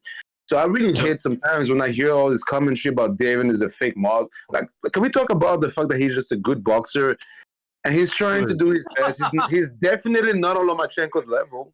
I know that. We all know that. But is it his fault, or is it how the game is actually set up to be? You know what I'm saying? It is what it is. Who we talking about again? You talking about Devin? I'm talking about Devin Haney. There's so much hate about why. He's not that good hate about him. He's not that good though. That's the fighter, man. And his style is pretty boring. There's only boring. No one's saying he's effective. We're all saying he's a dirty fighter. That's why he's as successful. Okay. Let me ask you guys this. Let me ask you guys this. The Teofimo Lopez that fought Loma, who would win? Between Teofimo Lopez, he would wash. Teofimo would wash Haney. Hold on, I fought Loma and Haney. Who would win? He would wash Haney. That'll be. He would wash Haney for sure. I think he would wash Haney. He was just too sharp. He was just too sharp. Guys, if you guys remember, there's a big difference between the Teo that fought Loma and the Teo that fought Cambosos. When he fought Cambosos, there was a lot of beef. right? If you guys remember the first round, he just went at Kambosos like it was a street fight. I'm like, what is this guy doing? Yeah, but he was He's also jumping going through. his ass. He was also going through a midlife crisis in that fight. Yeah, like what is he doing? Like against Loma, he stayed composed. He probably pulled 7 a Ryan rounds. Garcia in the gym. He was probably like Ryan Garcia in the gym. He barely showed up, and he took it really lightly. And you can No, he didn't take Kambosos lightly. He took it personally. he was having a lot of personal Yeah, I issues. agree. Teofimo was having a lot of personal issues when he fought. There was a lot of personal issues. Kambosos that said something about that his can dad cause or you his to take mom. the fight lightly. The personal Well, issues what can I'm saying is there was a lot of personal issues between both camps. If you watch the way Phil fought him, if you have got a personal issue, One at a time. One at a fucking time. Come on. Okay. Go ahead. So I was saying the way Teo fought him. If you guys watch the first 2 rounds against Kambosos, he was swinging for the fences. I'm like, what is this, bro? This is not like fucking backyard fighting, bro. What are you doing? It's a world championship fight. But I get he was so immature. 24-year-old kid. They talk about your mom. They talk about your dad. Your dad can't help you because he's over there being more immature than you. Instead of telling you it's just boxing, he's over here getting you even more mad, saying, "Oh yeah, they talked about me on the hallway. They punched me, bro." And if you saw how Teo fought against, if you saw Teo fight against Lomachenko, guys, I'm gonna be done soon. If you saw Teo fought against Lomachenko, I watched the whole fight 2 days ago. Lord Jesus, the composure. He was so composed against Loma. He was so calm against Loma.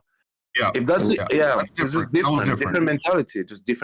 That was different because he was well prepared for Loma. For Kambosos, I don't think even if you have a lot of issues going outside of the ring, that can affect your ability to commit to the fight. And I don't think he committed to that fight fully. Like he didn't. He performed poorly against Kambosos. He deserved to lose. I don't think he took it.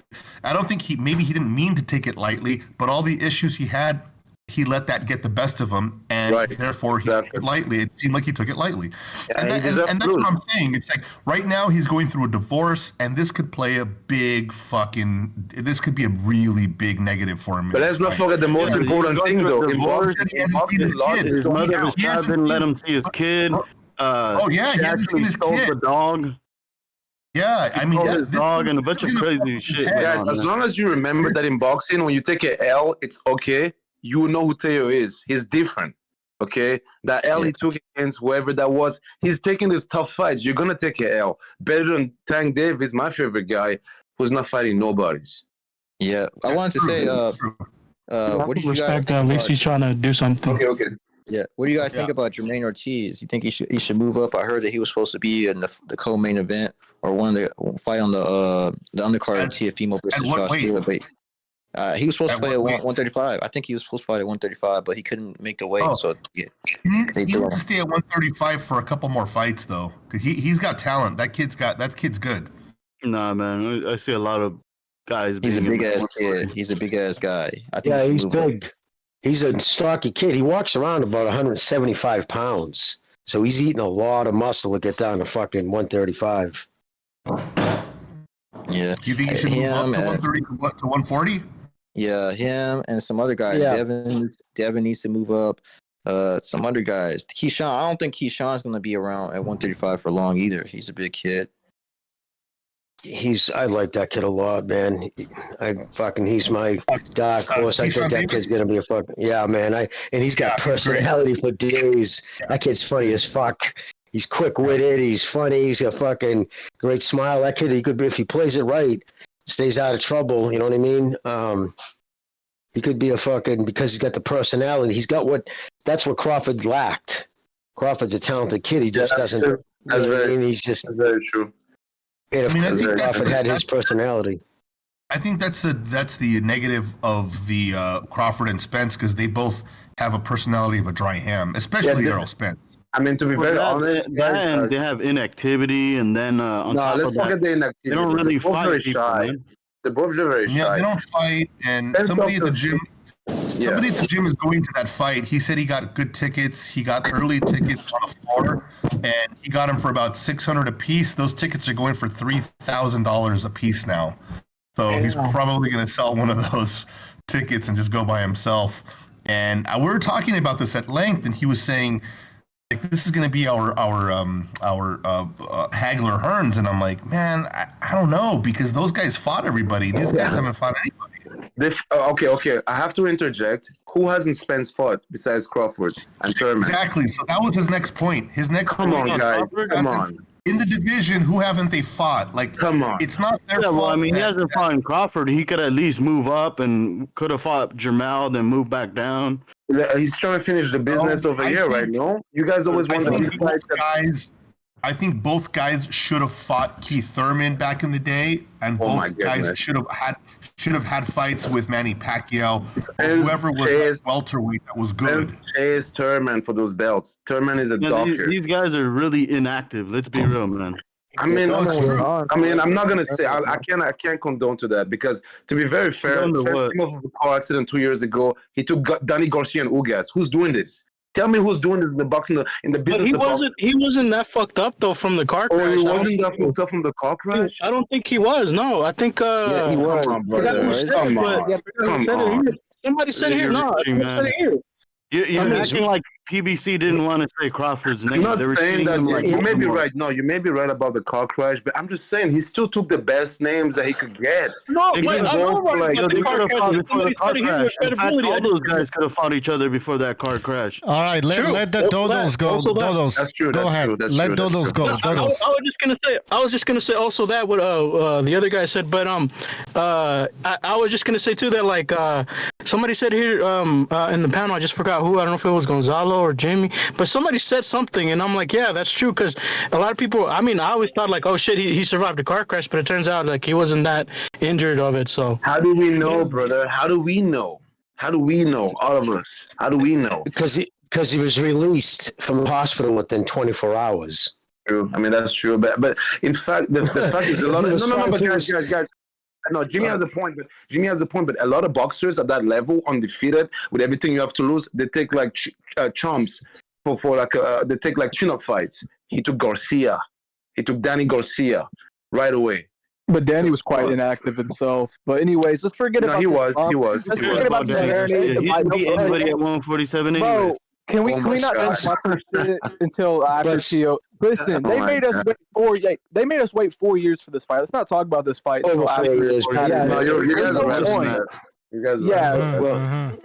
they made us wait too damn long. And also, hold up, before I let you guys interject, I was gonna say the only reason why the Lick Deontay's Balls crew and these Kill Whitey channels are all supporting Taylor is because Teofimo Lopez said it how it is and how Black Americans are privileged and shit. If he had said somehow that white European fighters were privileged fighters or any of that nonsense, Dante's Steroid Nation, 78, all these fat niggas would be gagging at. But we don't care. Well, so, I don't know about you saying the N word, but we don't care about them. No, I know, but I'm just saying that's good for you. I'm just saying like the LDBC in general. I just had to point that out there because there's some LDBC goons in there. Yes, but do you guys feel like Teo was wrong in what he said? I don't think he was wrong. No, I think he said how he felt. He said how he felt. Well, he said the truth, not just how he felt. He just said the truth. Yeah, exactly. Who's running things over there in Top Rank? You got Andre Warren and Bradley with your commentary that's biased. So he's really talking about. Yeah, he's saying something that I could not understand. I don't walk over there. Those pushed a narrative that Teo lost to Sandor Martin, and don't get me wrong, Teo didn't look great in that fight, but in no way did he lose. In no way did he lose. That fight really wasn't even close, aside of like the knockdown Martin got in like one of the rounds and a couple other rounds. That fight wasn't close. Yeah. So, yeah. But I also understand why Teo feels hurt. I mean, dude, after beating Lomachenko, we all thought he was going to be like the next big thing, right? He had to go look for sponsors over there left and right. He had to he fought Cambosos out of the top rank. But he got what he deserved, because if we're being honest, Loma was, the guy who got all them belts and unified. He was a top 3 pound for pound, or consensus top 3 pound for pounder. He should have got the rematch, and that would have just, regardless whether he won or lost, his stock wouldn't have dropped anywhere near as heavily as losing to fucking one-hit wonder Cambosos. Theo had to take that rematch. He didn't do it. That's his fault. But things are just because you win the belts nowadays doesn't automatically guarantee you sponsorships and money being thrown at you. You know what I mean? That's true. I mean, I think in England and other countries that might, people get behind you and start. But in America, it's like it's not the 80s or 90s anymore, when American crowds used to get behind boxers and wanted that sort of thing, where it would guarantee you stuff. Nowadays, it's like, okay, cool. Look at Devin Haney. He's a prime example. Thank you. He took the rematch for Cambosos, right? Yeah, but what I'm saying, he's undisputed, and he still can't even fucking sell out. He's still not. No one really sees him as that either. Too. It's true. It's true. But here, I want to add to that real quick about like Haney and just his fucking privilege. You know, why he's seen as a goon, he's laughed at. Like all these people that say we hate Haney. There's no reason to hate on a fake champ. It's far easier to laugh at because of his goonery, really just being a clown. You know, this dude when he was fighting bums in Mexico grew up riding fucking G-Wagons across the fucking border fighting these no-hopers. He had all this fucking money. It was no G-Wagons, though. It was different. Whatever it was. The dude was fucking well off. Dude, this dude was born into more money than 90% of white Americans. Seriously. And people talk about he came from nothing. And secondly, one last thing before I let you interject. Haney talked about how he was so scared to get robbed against Kambosos. They had all neutral judges for that fight because it's a big fight. Like think about the Usyk fight and AJ fight. They had neutral judging. They had a Ukrainian, someone from the UK, and someone from wherever else. I don't remember. Shout out to AJ. He takes tough fights too. Yeah, that too. And he's not willing to get like bullshit decisions either. Like have everything in his bag. Even when they did it in the UK, they still had neutral judging. So they've had neutral judges his whole career. Haney goes into the United States, fights Lomachenko in Vegas with 3 American judges, and a fight of that magnitude is completely unheard of. So, like, the whole notion that Black Americans got it hard ain't it. Because every time Lomachenko tried to change things, try to interject the judge he wanted, Haney pulled out. Anytime, like, Lomachenko wanted a rematch clause, Haney pulled out. Although Haney put a rematch clause in for him. So if he lost, there was a rematch clause, but he wouldn't allow Lomachenko to have one. I don't know how a big fight like this has... And rehydration, too. If Haney didn't get 36 hours to rehydrate, he would have... How is that a big fight like this? I don't know how insecure you have to be to put all these stipulations. All these stipulations really scream of insecurity. Against the little guy. Yeah. But also against a little guy that's 35 against a little years old. guy, dude. Very little, bro. The problem with boxing, the problem with boxing, I think what they should do is that they should, if you fight somebody in the judges' side, nobody from that same country or your opponent's country should be a judge. Do it that way, and then at least that way you can eliminate this. Yeah, someone in the chat saying that someone in the chat saying that there were 3 white judges. So yeah, white judges. Okay, white American judges. Okay, that's cool. Hold up, let me American judges. Let me go on. White American racist fucking watermelon smacking Kool-Aid glugging apes because they want to talk about this stupid shit. Listen, white American judges. They don't care. Yeah, they don't care. They don't give a fuck about Lomachenko in Eastern Europe. They've never fucking been there. They have no money tied up over there. These guys have lived in Vegas their whole fucking life.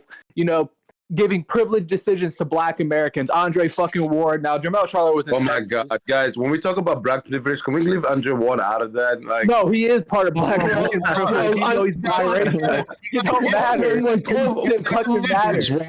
Yeah, Mo white judges. Lomachenko wouldn't have done anything for those white judges. They all came in with new fucking cars and shit. Once Debbie Haney's bitch ass got Andre Ward was gifted a decision with against Kovalev. Yeah, that first fight without a doubt. And the second fight was low blow heaven because he was so frustrated he couldn't knock him out. So he just all 3 judges there were white too, and so was all 3 judges were white when Triple G got robbed against Canelo in the first one in Vegas. Well, they're both white. Apparently, according to the last caller, so white. Triple G is white. Yeah, so white doesn't obviously. And I think honestly, sometimes, and I'll be honest, I think white people are so afraid of the white man winning. Speaking for them, going, or they'll be like, they're gonna think that, like, well, you know, they're so afraid of, like, is it a racial comment? Because obviously, anything now can be considered racist. So I think they're afraid of calling a fight fair.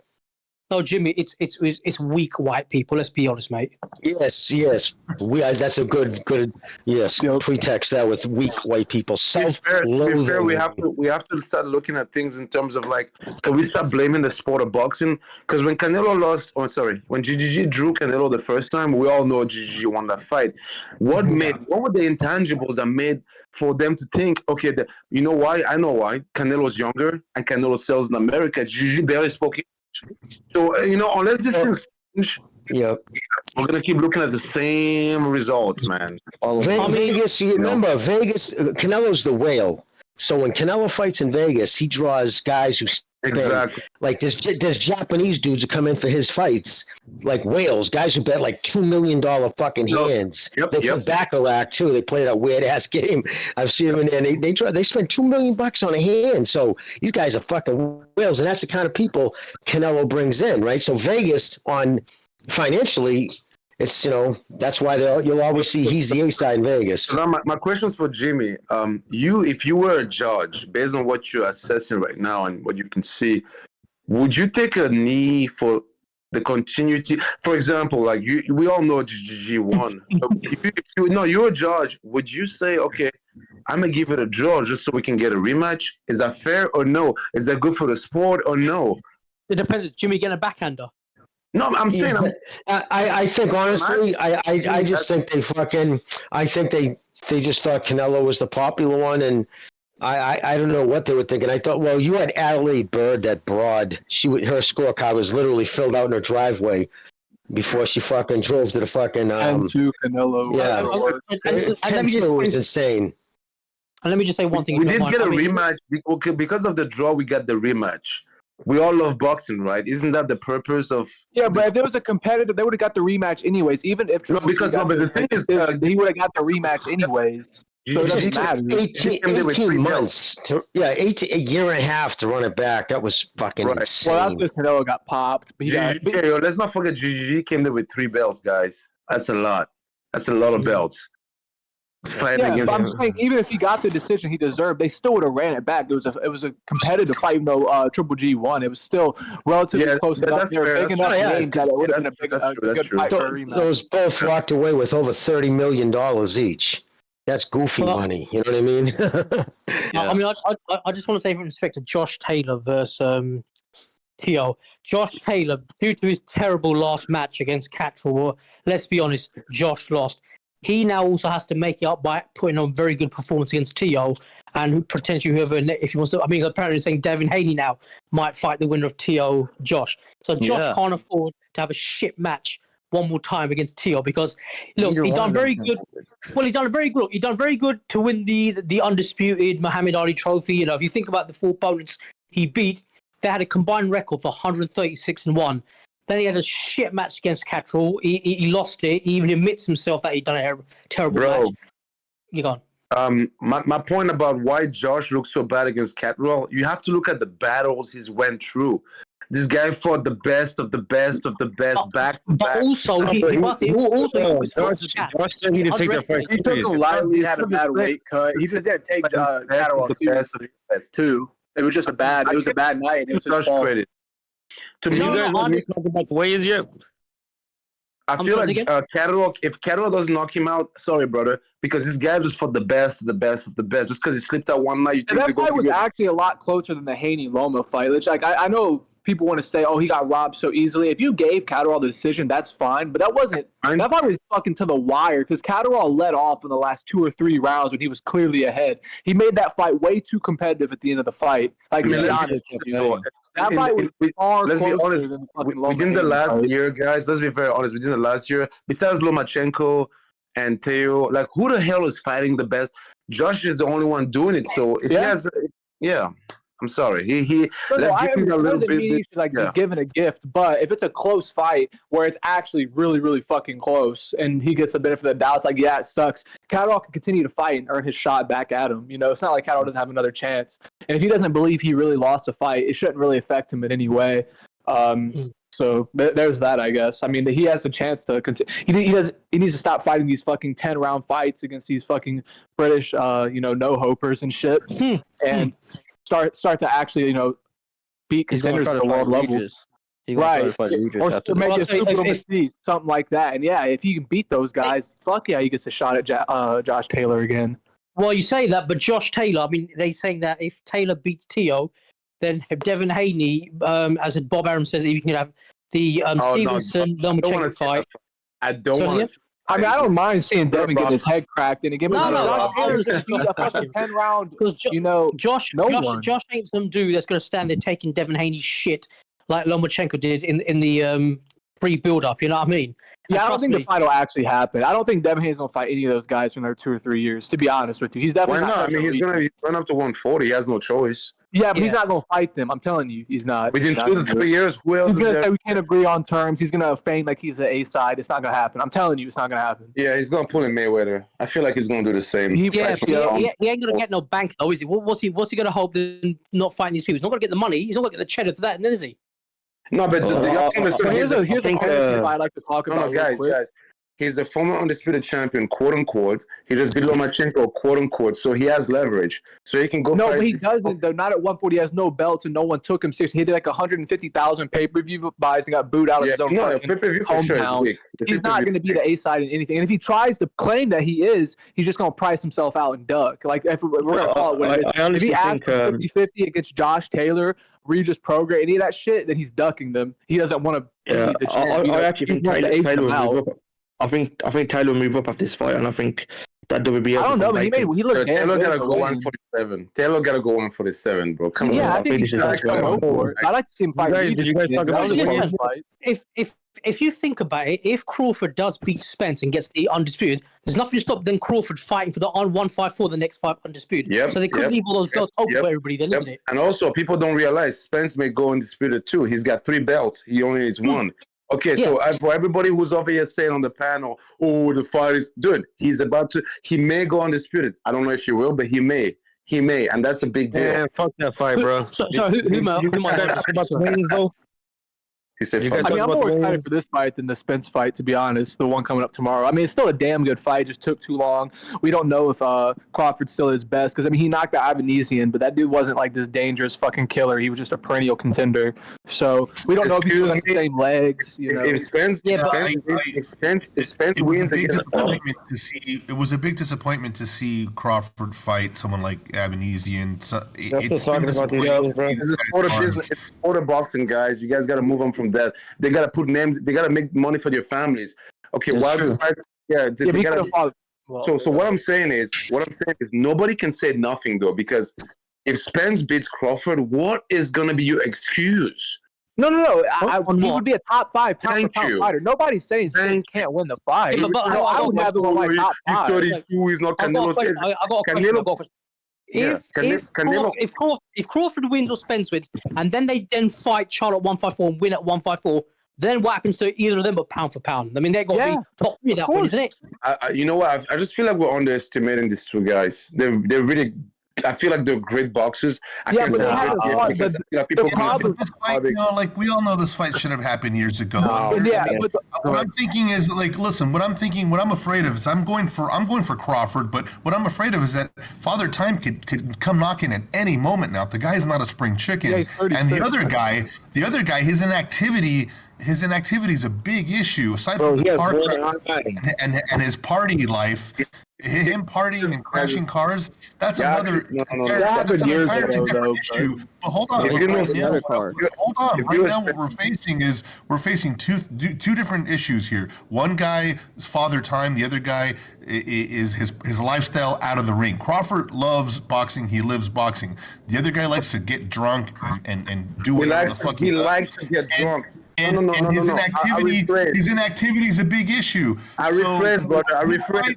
This fight, unfortunately for me, is not as exciting anymore. Unfortunately, I have to rephrase. Let's talk about Teo Taylor. He's not the same fighter he was before the accident. Unfortunately, unless you're a fan, you would know. Okay, he used to be a drunk. Now he lives in the fucking farm. Whatever, you know, he scams her in the farm. He rides horses. He doesn't ride Lamborghinis like before. You have to be very specific when you say things like this, dude, because you're making him look like a jerk off. I'm gonna finish. In reality, you and I wouldn't have taken Garcia and Ugas after the car accident like that. So let's give this guy credit. That's what I'm saying. But I gotta say something real quick about this. The reason why like these guys might be somewhat overlooked or whatever is because this is like the first time in their careers where they're taking a fight that's an actual 50-50 fight, or people don't actually, or like this is the first time they're fighting the best of their like weight class and of their era.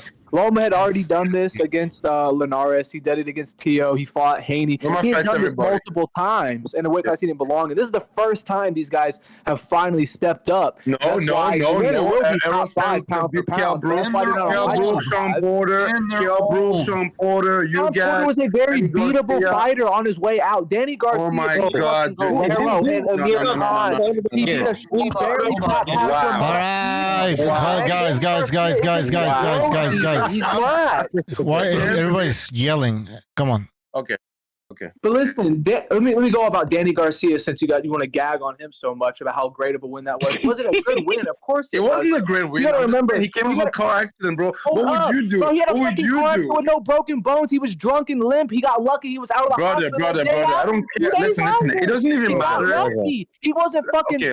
Okay, guys. The autopsy came. So you guys are 100% right about this whole fact that he was he was able to fight. But let's be very honest, bro. Anybody who goes through, dude, Danny Garcia was beatable. His best win was against Guerrero at 147. So you're telling me you come up with a time at 140? Let me ask you something, brother. Okay. I don't want to yell. I'll just ask you, give you an opinion again. This is just the boxing. It's nothing personal. But what do you consider Danny Garcia's best win at 147? Oh, you talking to me? Danny Garcia, I don't think he had great wins at 147. I just looked at the fight against Zabjuda. Hold on. I looked up the fight against Zabjuda, and I think the fight against Keith Thurman was very close. The fight against Porter was very close. They were both very close fights. Well, the Zabjuda fight was 140. No, I know Zabjuda was a 140. I'm not saying. I'm not saying, but I'm saying my point is that's his last good victory. Was over 10 years ago against Matisse in 2013. His best win was Matisse, Yeah, 2013. In the last 10 years, he lost in Puerto Rico. He lost to that fucking dude and got robbed. The kid got robbed. But my point is, every time he stepped up in every big fight, he stepped up at the against the big guys. He's lost. I have a question for you. Okay, that's a very fair statement. Just like Loma lost, right? But did Loma really lose? Exactly. But no, he actually did. Lost. Garcia really lose, though? Let me finish. Okay. Danny Garcia, but there was no robbery, though. Danny Garcia did lose. He did lose those fights. So you're saying Danny Garcia lost both times against Thurman and Porter, both? He could have against Porter, though. I think the Porter was close, but he lost. Yeah, the Thurman fight. The Thurman fight was a boring fucking boo fest. Remember, half the fucking there was people leaving the arena. That was crazy. I think he lost. I think he's 1-on-1. I think he's 1-on-1 against those two guys. That's what I think. Okay, so if you thought he beat Tom Porter, that's fine. Yeah, Tom Porter's a beatable fighter too. You know what I mean? Like, these are beatable guys. These are not elite fighters that have had multiple fucking title reigns that lasted 3, 4, 5. I guess you guys are right. At 147, he has no resume. Right, because right now, there you go. That's just being honest. Because how do you rank elite fighter? You say no. You're right. Because they beat elite guys at 140. Danny was elite because his power was nasty and he was fast. Those 7 pounds, because he's a old school Philly kind of a prod. He's got a deadly fucking power. But at 147, he was just a little too short to be fighting against the bigger guys, and he just didn't carry that power up to 147. But he knew the money was at one point. That's always the glamour division. The money just is insane how much it jumps up from 140 to 147. So that's why he followed the money. But inactivity too. His style of fighting, he has to fight frequently. He was at his best when he was fighting 3 and 4 times a year. Once he started becoming a 1 year, 1.5 years he was fighting, it just wasn't conducive for his style. And inactivity and ring rust is the biggest. That's the biggest erosion on all the PBC fighters. That's what happens to them. They don't fight enough. Yeah, but that's the thing though. Like, and that's when I rate elite pound for pound. Like when I see top 5 fighters right now, you got to do things where you're fighting guys in your division. That's 50-50 fights where you're going against a broader boxing public. The reason I got a Beterbiev over right now, Spence, and Crawford. He was supposed to, he was an underdog against Vostok. He was actually down in the first 6 rounds. I had it 4-2 Vostok. He goes in there and knocks him the fuck out. He made him quit, basically. He outmuscled him, outgunned him. That's the kind of pedigree that shows you're an elite fucking fighter. Well, Beterbiev is definitely how he beat Linares, who's on a 7-year unbeaten streak. It's one way to, and even though Loma was the big favorite in that Linares fight, Linares was undefeated. He was 11-2 in world title fights and hadn't lost in 6-7 years. He was the number 1 guy in the division. Mikey ducked him. Nobody wanted. Hey man, why are we talking about Teofimo versus Josh Taylor, bro? Well, we're just talking about what's in the league. Yeah. Let's get back to the main subject. Well, I'll say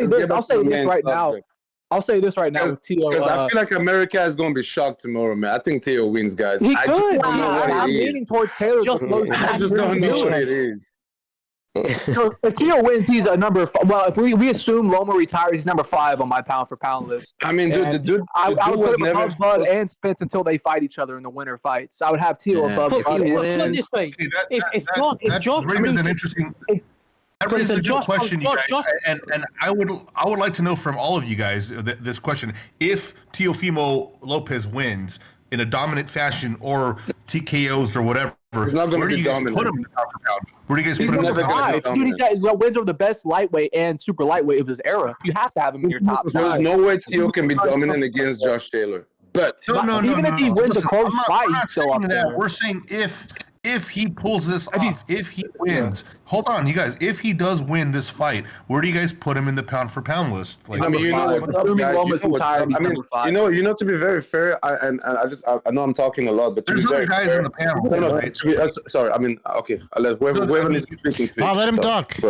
Jesus. Listen, sorry, I get your position, but I would like to hear from everybody else too. Okay. No, for sure. I'll say 7-8. Yeah, I think he'll probably be 6 or 5, depending on what happens. That's a good. I put him at 4 or 5, bro. Yep, that's good. Yeah, I put him at 5. Who else can say they beat 2 lineal champs like that or 2 undisputed fights like that? Bivol, Beterbiev. Yeah, you'd only be Bivol, Beterbiev in a way, even though all the guys that are basically already in there. If Teo wins this fight, it's going to be huge. It's going to be huge. Not only did he beat. All right, Madrazos, let somebody else talk, man. Let somebody else talk. You guys remember we just all did the pound for pound list over here on the same channel. Everybody named your top 10. Some people did top 5. Some people did top 10. No one had Josh Taylor. Nobody had Josh Taylor in the pound for pound. That's not the point. The point is that Josh Taylor, I don't think. That's not the point. The point is if Teofimo wins, not only I don't think they give him credit, bro. I still don't think they give him the credit. Give me 2 seconds. Give me 2 seconds. All right, give me 2 seconds. You're missing the point here. You're missing the point. If Teofimo wins the fight, he would not only have beaten. We know that. Yeah. We know what. All right, hold on. Let's hear somebody. Guys. We're hearing the same people the whole fucking time. First of all, CT, thank you for your super chat. He says Taylor 11th round referee stoppage, and Shark name 100 in Dallas. Okay, I don't know what that means. Yeah, but all right, I'm gonna add your prediction, CT, and I want to hear from Kenshiro. Go ahead, Kenshiro. I reckon Josh either stops Teo late on or be unanimous decision. And I just want to say, if Teo does win, then that could be a good little thing for then Teo versus Haney to fight. Because if then Teo beats Haney, then he's got to start cementing his career. But I reckon Josh by late stoppage or unanimous decision. How you doing, Kashiro? Yo, how you doing, Jimmy, brother? Good, man. Good to hear from you. Yeah. What about Jaime? You guys know that Jaime's also fighting this Saturday? One thing. Jimmy, one last thing. I sent you a message on Twitter. When you get a chance, just have a look at that. But yeah, thank you much, guys. I'll let you guys carry on now. Okay, thanks, man. Jaime's also fighting. You guys check out the weigh-ins. You guys how they was looking at the weigh-ins? Josh Taylor was looking like he made weight easily. He didn't look sunken in the face, which is surprising to me because he's a big dude. And Teofimo had to get butt naked. And when they said, but his body shape, so isn't it? I mean, Josh Taylor is like tall and slim, like where Teo's like built more. You know what I mean, Dredd? Yeah, and Teofimo, when they said 140, that fool looked up like he got away with something he shouldn't have. You know. And so, was it that? Yeah, the one. What's he flipping the bird for as well? What'd you say? Was it him or his dad flipping the bird His at the dad, crowd? his dad flipped everybody off, like he was flipping people off like randomly. I know he's trying to be the heel and trying to be the bad guy, but he's not that good at it, honestly, in my opinion. He's horrible at trash talking. I've never seen worse. He was calling Gareth Davies mate. He's like, I'm just telling you facts. Oh, fuck. Romero's not worse. Even Romero's not worse, dude. Like, thing is, all these people, they try to act like Al Pacino from Scarface being the bad guy, but they're more like Danny DeVito. Like, what the fuck you know? Are you guys watching the Sonny Edwards fight? I think Sonny Edwards is fighting. Yeah, Sonny Edwards one of the good ones. He's one of the best fighters in the UK besides Joe Cordina. Those guys. I know he's gonna lose because Eddie Hearn. He has his sacrificial lambs. He likes to sacrifice his people. At some point, Sonny Edwards is gonna lose. I believe so. Well, because he doesn't generate money like that, probably. Yeah, exactly. He's very good. He's a very skilled fighter. Sonny. I know he's good. I know he's good. He just has no power. That's his problem. No power. It's a shame his brother took a long break from boxing. His brother was also very talented. Yeah, I need to read about that story about his brother. I heard there was a lot of stuff going on over there. I actually need to read the whole story. Actually, I really don't know. What do you guys think of the size difference between Taylor and Teo? I think Taylor looks way taller, longer. I didn't think it was going to be that much of a difference. He looks a lot bigger, bro. Yeah, when he rehydrates, he'll be huge. I think Taylor. He's used to the 140, and as long as you prepare enough time, you don't get emancipated and look like Devin Haney trying to be Skeletor, master of the universe. You know what I mean? But guys, don't forget that we're talking about a brawler, an inside fighter. Josh Taylor doesn't fight from the outside; he fights in the inside. So Teo, I don't know. No, but he uses his elbows, he uses his shoulder. It's dirty boxing. It's clinching and dirty boxing. He knows what he's doing. It's definitely not going to the distance. That's for sure. This fight is not going to the distance. I just don't want to win. I think Teo might be adding a half inch, maybe an inch to his height after seeing them like that. Yeah, I think Taylor's all of the 5'10" he says he is, and whereas Lopez says he's 5'8", he's probably 5'7". Most athletes always add an inch to it, but they do. You know what I mean? They do that. But they do this all the time. Also, hang on. Didn't Lopez say that he didn't like fighting this specific fighter? I think it was a Japanese fighter because he was too no more tall guys after. No, he's in for a world of trouble. My thing is, I want to see if we're gonna have to see the real Lopez tomorrow. Yeah, this is the perfect period. Time. That's it. Right, I got one question for you guys. What do you think happens to either person who loses? Oh man! No, they still get fights. They still get fights. Yeah, they still get fights. There's gonna be some major there'll be some major derails going on if either loses. I think Teofimo's gonna be an undercard fighter. If Teofimo loses, he'll be relegated to a co-main event. He probably won't be headlining his own shows. If Josh loses, he's still got a Progress fight. Okay, if Progress is on the upper, if Progress is up and coming, he can still get that Josh fight just to progress his career.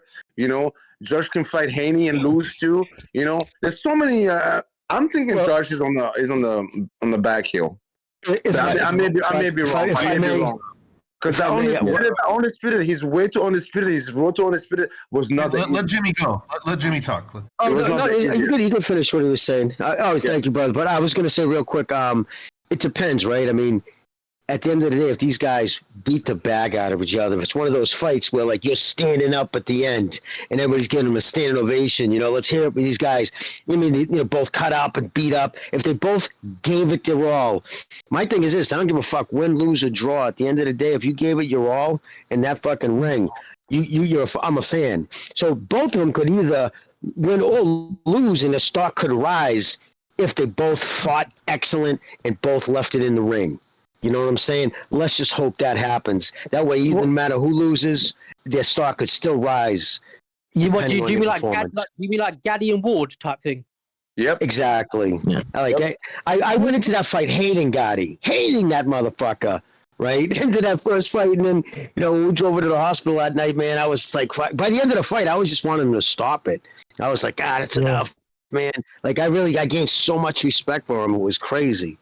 You know what's crazy about what you just said though, Jimmy? That's been a thing that is long standing in boxing. As long as you put it in there, a lot of the PBC dudes would actually have a bigger fan base if they would just throw down, get the respect there. Yeah, but dude, They don't. It's so easy just to be like, all right, let me turn it up. Let me, whatever. Let me commit. That's the difference between an athletic kid who took up boxing and a fighter who ended up fucking boxing. You know what I mean? Some dudes like there's also Jimmy. Look at how many guys have been in wars for no money.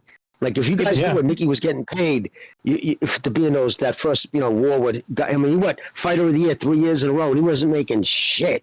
He was doing it because he loved it. But Jimmy, I just want to say something.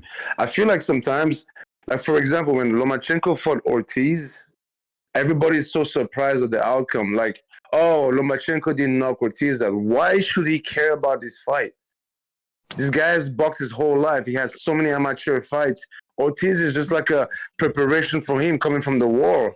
So if he doesn't look the best, it doesn't mean the end of the world. That's my point. You have to look at it the point of but the thing is, though, people don't have that 40s, 50s boxing mentality no more. Right. They want to give it everything, you know what I mean? Why should Lomachenko care?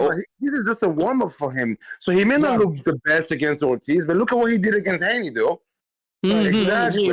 But Ortiz had an advantage, if he can get an advantage. Yeah, He's fought over 100 rounds. Exactly. Why do you think he was able to turn? Loma's biggest thing is if he can turn on you. If he can get you to turn, and once you start turning, you're off balance. And if he can start putting on you, you get what like that fucking Haney. Remember, you get all like kind of, holy shit, which way is it coming from? What happened? Because he spotted him so much, Ortiz fucking anticipated and moved with him. That's what made it more difficult. So that's what I said into that fight. I said it was going to be a good fight. Right from the beginning, like I said, listen, people are thinking Loma's going to go in and this is just going to be like a fucking warm up. This kid Ortiz is good. He is a good fighter and he's tough. Let me ask everybody something, bro. Don't y'all lie. Don't nobody flex. No, the problem Loma. Hold on, bro. Let me ask everybody a question real quick, bro. Go ahead. Who knew that Floyd Mayweather Jr. was fighting this weekend? John got it. John got it, baby boy. I forgot until my computer showed me the news. Mayweather fighting at the Fontainebleau. John got it 3. John got it 3rd. Am I wrong? Who asked the question? Never sober. Am I wrong? Never sober. I don't think so. Never sober. Who is he fighting? He's fighting John Gotti 3. Some guy, right? John Gotti the 3rd. Yeah. What the fuck? Yeah, nobody cares. Nobody fucking cares. I forgot about it until my computer showed up the news. Who asked the question though? Who asked the question? Hold on. No, Casino was about to ask something, but go ahead. Yeah. No, because you're about to ask a question to everybody, and I think you people don't hear you as good. Who cares about Mayweather? Anyway. So nobody knows who's fighting, right? That's what we're saying. Nobody. Mayweather is as a has-been, bro. He's been a has-been for 10 years. Come on, let's move on. He's a smart businessman. Yeah, the only thing I was going to say, I think the thing that screwed Lomachenko over personally is him going to war. He should never gone to war. If he stayed and fought, I don't think none of this would happen. Thank you. And it's all part of life, though. It's all part of life. He decided to make that choice. So he's gonna carry it. Exactly. It doesn't make him less of a man or more. It makes him more of a man, actually. You know. Yeah. And that's all it is. Hey guys, I think his boxing legacy has been dented because he would have fought Cambosos, he would have got the belts, and then at least he would have been active, as Jimmy says. When you're active, what's his name?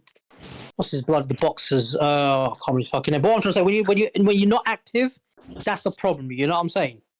No, things could have been different. Loma could have actually fought Cambosos, and he could have had all the belts waiting for Haney. He probably would have beat Haney, even with the whole fraudulent whatever that's going on. He probably could have figured it out with Haney because Haney is a boring fighter, anyways. He was unfortunately, Haney had the belt. Right? But it's activity that you would have absolutely beaten Haney, and it would have just been like everyone would have said, okay, he beat Haney without a problem. Exactly, no problem. Because he got all the belts. Do you guys think the top rank going to drop Ortiz after he blew the weight by 5 pounds? No, they just signed him. They just signed him to a deal, I believe. Yeah, but the 5 pounds is a big. Who blew the weight? I mean, Jermaine Ortiz. Jermaine Ortiz. Who did? Jermaine Ortiz did? Yeah. He blew the weight by 5 5 pounds. See, Yeah. I'm not surprised by that, dude. I said I didn't. This is the first I heard about it. And I'm not surprised, man. He's a big dude. He's a Massachusetts kid. I've seen him on. He's a big kid. I was shocked when I heard he was still getting down to 135 because he literally walks around at 175. I mean, and he's got and that's muscular 175. Like he's got a thick neck. If you saw that kid, you'd be shocked. I'm sorry to interrupt, but Never Sober. Yo. Is this a pay-per-view fight with Floyd? Of course. It is? Yeah. What the fuck? Floyd has lost his mind. It's a fucking he's joke, right? tripping, dude. He's tripping, dude. Is this I don't John think it's Gaddy? pay-per-view. No, he's tripping. It's a Showtime, This- bro. this It's on John Showtime, guys. It's not this John pay-per-view. Hang on, If this you John have Showtime, you can watch the fight. Come on, dude. Hang on, but this John Gatti, is he related to It's not Arturo pay- Gatti? It's John No, Gatti. it's not. I don't even know if he's a real the boxer. boxer. All I know is John Gatti, the movie, the John Gatti. Yeah, We all so know it's John related. Gatti, It's not the related. movie. So I just saw it. I was on Instagram, right? I saw the Fontainebleau, the hotel in Miami, Fontainebleau, and I'm like, who? Oh, Mayweather's fighting there. Oh, he's fighting John Gatti 3. That's You know what? That's about. Yeah, Has Mayweather got no shame now? What's going on? I have he's no so idea what's good. going on with this guy, man. I have no idea. I think he has no money. I think he has money problems. When he fought his sparring partner like in Dubai, that said everything. Yeah, you guys saw that. That was embarrassing too. Apparently, nobody showed up for that. That dude's more active than every other fighter in the And PBC. also, don't forget, he fought some guy in England, a boxer, whatever he was. a kickboxer or something, yeah. And nobody showed up for that either. Yeah. Yeah, I heard he put in like $300 million, which makes him one of the highest black real estate guys in New York. Yeah, New York. He bought in that fucking building. There's like 50 investors, and he's one of they call the platinum investors. He's one of the top 10 investors in that building. And the problem for him right now, and everybody in New York, that city's a ghost town right now. Yep. After the pandemic, nobody went back to work. It's crazy. The Hilton just literally, it's the size of a city block in San Francisco. Oh, it's the most biggest, extravagant fucking building in San Francisco. And they just literally hand the keys over to the city and the bank, said, we're done. And he walked away from it. Yeah, I don't even want to be around San Francisco. But to be honest, New York right now, nobody's going to the city. Hold on. I gotta tell you guys right now. I'll tell you guys right now. There's certain parts of the city that are not great, of course, but overall, it's a beautiful town, and there's great parts of it. Wait, which not for the middle class. Not for the middle class. Not for the middle class, bro. You're talking about San Francisco? Yeah, I'm talking about New York City. Someone mentioned San Francisco. I did because I said the Hilton handed the keys over. They just, I don't know if you saw that day before yesterday. They literally just turned they handed the keys to the bank, and it's lost. They've lost 30,000 people have moved out of San Francisco in the last 2 years. It's the second highest capita of lost middle classes fleeing. This fucking dog feces. Listen, But Jimmy, it's not the best place to live at for sure. But if you're gonna visit, there's certain areas you should stay away from for sure. But San Francisco is one of the most beautiful cities in America at one time. Yeah. One of the most. I'm there every day. I'm there every day, my friends. You're in the Castro side because that side I guess looks nice, but yeah, but doesn't the LGBTQ and all them lot run California now? Yeah, they do. They run everything. They run the government. It's a small. It's you guys. It's overhyped. It's a small majority of people, dude. They're the minority. They don't. Yeah, but they're the real minority that runs the fucking country. South America seems to look like. Guys, I feel like you guys don't understand. It's very important to talk about this out of life issues because this all affects our boxing tickets and the pay-per-view prices. So let's talk about these things. Literally. Yeah, right, but I said that Jaime Munguia is fighting this. I don't get what he's trying to do. Yeah, he's fighting the Russian guy, right? Yeah, definitely think so. Ukrainian or Russian guy? He's Ukrainian. Yeah, but he's so past. He's not on the back nine. He's in the clubhouse. You know what I mean? Hang on, it's Sullivan stopping the light heavyweight undisputed unification. Suleiman, yeah. Yeah, we're getting stopped that dude late. Sorry. Yeah, Suleiman is, and also Bob. He's agreeing with them. He doesn't want to do it either. So it's both of them. Anything is fine. What about what the fans want though, and what the boxers want? Who the fuck are these two though? Suleiman's corrupt, so he's always been corrupt. But Bob, he's just virtue signaling. Suleiman. Virtue signaling, yeah. He's virtue signaling. I'm on the phone. Yeah, the virtue signaling from both Bob and Suleiman. Black privilege.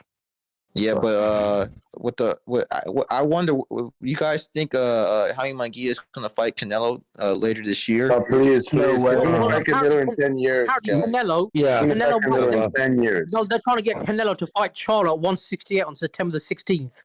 Canelo's never fighting Charlo brothers. Either or. Canelo will never fight either or. Please, that's too much of a... Canelo, if he can't that's fight... a shit fight. Canelo's gonna wash their mud. He hasn't fought in 2 years. He's gonna get flushed. Munguia would be a better fight than fucking Jamal at this point. Who brings the money though? Charlo or Munguia? Munguia is popular in the West Coast. Yeah, but Canelo has the money anyway. He doesn't matter for Canelo. Yeah, that's why it's always a problem. Like, yeah, that's true. These guys attack me about saying I want to see the Benavidez fight.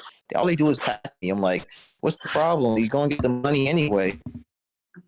It's a better fight than the Charlo fight. I'll fucking say that. I have a feeling he'll fight Berlanga at some point as well. They said that too. Berlanga fight too? Who said he don't like Berlanga? I think Jaime Munguia is gonna get really good training with Eric Morales. Dude, that's gonna be such a bad look though for Canelo. He said he'd never fight a Mexican. That'll be a terrible look. Bucho, I've got a question for you. Bucho. Yeah. Right. Do you think if Canelo fought Benavidez in Mexico on Cinco de Mayo, do you not think that'll be a big sort of thing to go? Yeah, of course, but he's not gonna do that there. I mean, he's gonna get him paid in pesos over there. I mean, no. It's not. I mean, it would be amazing but it's not gonna happen. No, he's fighting. Yeah, but look when when Chavez fought Hogan, had 140,000 people. Oh yeah, there. man. No. Listen, but Chavez was like on another level. Site fee. Yeah, there's a lot of tickets, brother. But there's no site fee. So, say for instance, Vegas, right? They'll sell only 23,000 tickets, but the hotel's giving you 15 million to hold the fight there. You see what I'm saying? Nobody's giving site fees, so Vegas gives you site fees. They cut your fucking ass a big fat check before you even sell a ticket. Wow. And, plus, on top of that, pesos, and also they have a huge tax rate. In Mexico, huge. And on top, I don't think to be honest, I don't think Canelo can sell. Like if he tried to sell the Aztec Stadium like Chavez did, I don't think he could do that. I don't think he can fill it up. Nah, he can't. Can we admit to the fact that Canelo was already in Mexico? No, but it's not just Canelo. It's not just Canelo. It's Benavidez as well. There's two of them together, isn't it? Mexicans don't care about Benavidez. I can tell you that. Wasn't Canelo just 30 years old? I heard about that Mexicans actually don't really care. Emmanuel Navarrete Mexican Americans have more of a following for Benavidez, but even then, like I don't think so. I mean, Chavez was on. Canelo literally fought his first 30 fights in Mexico. Period. Did you just say Navarrete had a big time, David, or what? Yeah, some guys, I think Ring IQ was talking to Navarrete. He said he didn't even know who David Benavidez was. Well, that fool don't even know what a push-up is, so. Oh, come on, man. Who the fuck is Benavidez compared to Canelo? Come on. Tell Navarrete, bro. Yeah, Navarrete is right. Who the fuck is Benavidez compared to There's no way Canelo? Navarrete doesn't know who David Benavidez is. That's just Navarrete has done more than Benavidez has in his career. Oh, so you don't know who Canelo is, but you know who Benavidez is? Come on, get the fuck out of here, bro. By the way, in the How chat, many tickets did he sell against Ryder? Oh, sorry. Go BA. Bucho, yeah, sorry. Canelo's a man. Sursayer in the chat says, Bucho, I love when you host Chivalry tonight. I sent you the link to Josue Vargas video you've been asking for. I wasn't asking for that video, man. But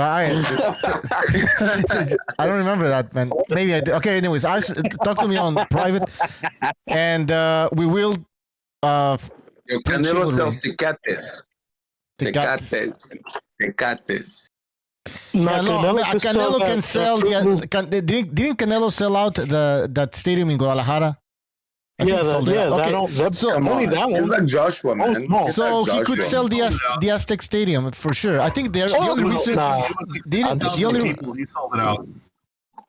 Dude, you don't think Canelo could my dad told me about Chavez when they had that when he literally filled the whole fucking stadium. That shit is huge. Canelo should do that in a big fight. 100,000. And my dad was saying that people were even overthrowing the stadium on the outside too. The people, motherfuckers were literally hanging from the fucking side of the fucking stadium. Dude, it's 138,000. That's what. All right, I would say Chavez for sure was on another level. That's a true story though. That's legit too. No shit. No, like people were I remember. People were trying to climb the watch the fight. Like the Mundial, the partido, the big games. People, it's a funny thing to say that people are hanging out the stadium. That's what they say. But they literally were. Look, my dad told me they literally were, and they are. All I'm pointing out is like I don't think Canelo has that big of a pull.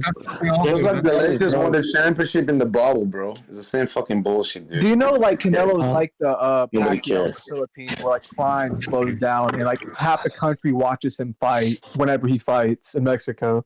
Like everyone tries to get together to watch that fight. They pull money together to buy pay-per-views or go to bars. He's that big. Pacquiao, bro. Canelo is the real deal. Canelo is the real deal. Easy. In Guadalajara, whatever. How much does that stadium hold? Only like 50. I think it's either 50 or 80,000. It's not a lot. Did he sell that out? No problem. Guys, listen. The thing about Canelo is everybody wants to talk about Canelo, but like, listen, Mayweather would never fight GGG. Canelo fought before. It doesn't mean Canelo is the bomb, bro. You gotta be careful the way you talk about him based on Benavidez, because I saw Benavidez against Plant. I'm like, wow, okay, now Canelo. Yeah. Canelo is at 32. He still got it. Yeah, I mean it's a close fight. I wouldn't write off Canelo at all. I'd probably pick him to win like close UD.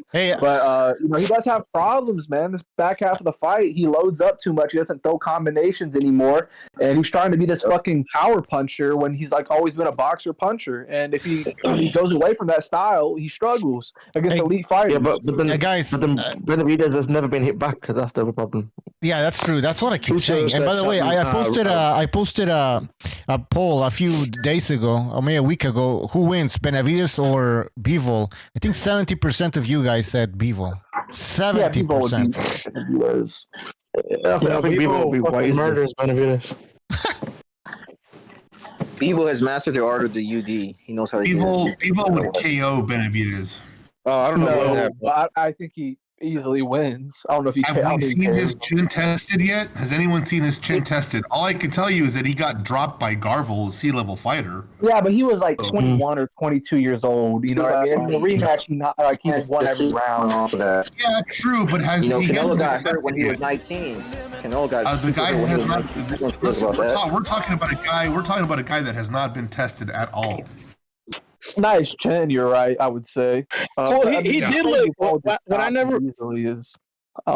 didn't like about the Caleb Plant fight too, it looked like he got he got pushed back from like Caleb's shots, and I don't know. It just seems like odd. Caleb Plant outboxed him for about six or 5 rounds. Yeah, and he respected his power too much. I was kind of like, what the fuck is he doing? You know the point about clinching. High-level fighters are able to negate clinching, and he wasn't. He complained to the referee. The one thing that that was a problem. A lot of problems with why he get counterpunched is he always keeps his punches short. He doesn't really use his range and his height to his advantage at all. He's got like a weird style where he just keeps his punches very short. And he's not like looking for the one hit, quitter kind of KO just to like maul you and beat the shit out of you. Like you see like people like Lemieux or whatever, but he was shot to pieces and always a bit chinny. But Benavidez is very susceptible to like counter punchers like Canelo or even Bivol. Like can get step on the back foot, poke the jab in his face, right hand down the middle. Can I ask a question? You know what? And to your point earlier about that is that Canelo wasn't as susceptible to counterpunches as before. He wasn't, because he threw combinations and he had great head movement, and he combined the two together. Now he's loading up and throwing these big right hooks and these big power shots, and he's staying in the pocket after. And if you observe that, you can tell, if you catch that 8 or that 6 and you come back with your own, you can catch him, and that's what B-Ball did. By the way, there's a super chat from CT. He says Canelo suddenly doesn't want to fight mandatories. Is that true? Which one? I don't know. Wasn't Ryder mandatory? Yeah, Ryder was a mandatory. No, I think now. Now he doesn't want to. This is all cap. That comment makes no sense, because he just fought mandatory. But I think from now on, I mean, is Benavidez a mandatory now? Yeah, he is. Well, he's gonna eat that, like it's gonna be $25 million for each, guys. Come on. He's not mandated. The fight hasn't been mandated by the sanctioning body. He's just the number one at the WBC. But it doesn't mean it's a mandated fight like the WBC. Benavidez, they haven't said, the WBC hasn't said you have 60 days to make this fight or it goes to a purse bid. That's a mandated fight. That's true. Munguia, Benavidez, or Charlo? Because it's going to be one of those three probably, right? So who do you think it's going to be? I think he'll fight Charlo next. It probably will be Charlo. I think Canelo's biggest challenge is the Benavidez. Just the height and the size and the volume. But the Charlo brothers, one of them is he's the real deal. But the Benavidez is so tall, man. I just don't know who. I don't know how I've been listening to some crazy ass shit on this fucking stream. But with the Charlo, I don't see what. I don't see why they would. Yeah. Oh no. You go. Well, go Casito. You were waiting to talk, so finish what you were saying, dude. With the Charlo thing, I think with the Charlo fight, there's more money in the sense of the Latino versus sort of the black money. You're right. More money, definitely. Hey, Don Madras.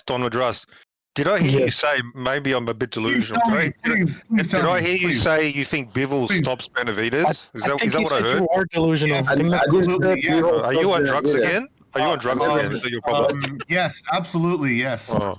You need to get off that shit, bro. You're on some hard shit. Your boyfriend right away. Your boyfriend will get stopped. When did Bivol last stop anybody?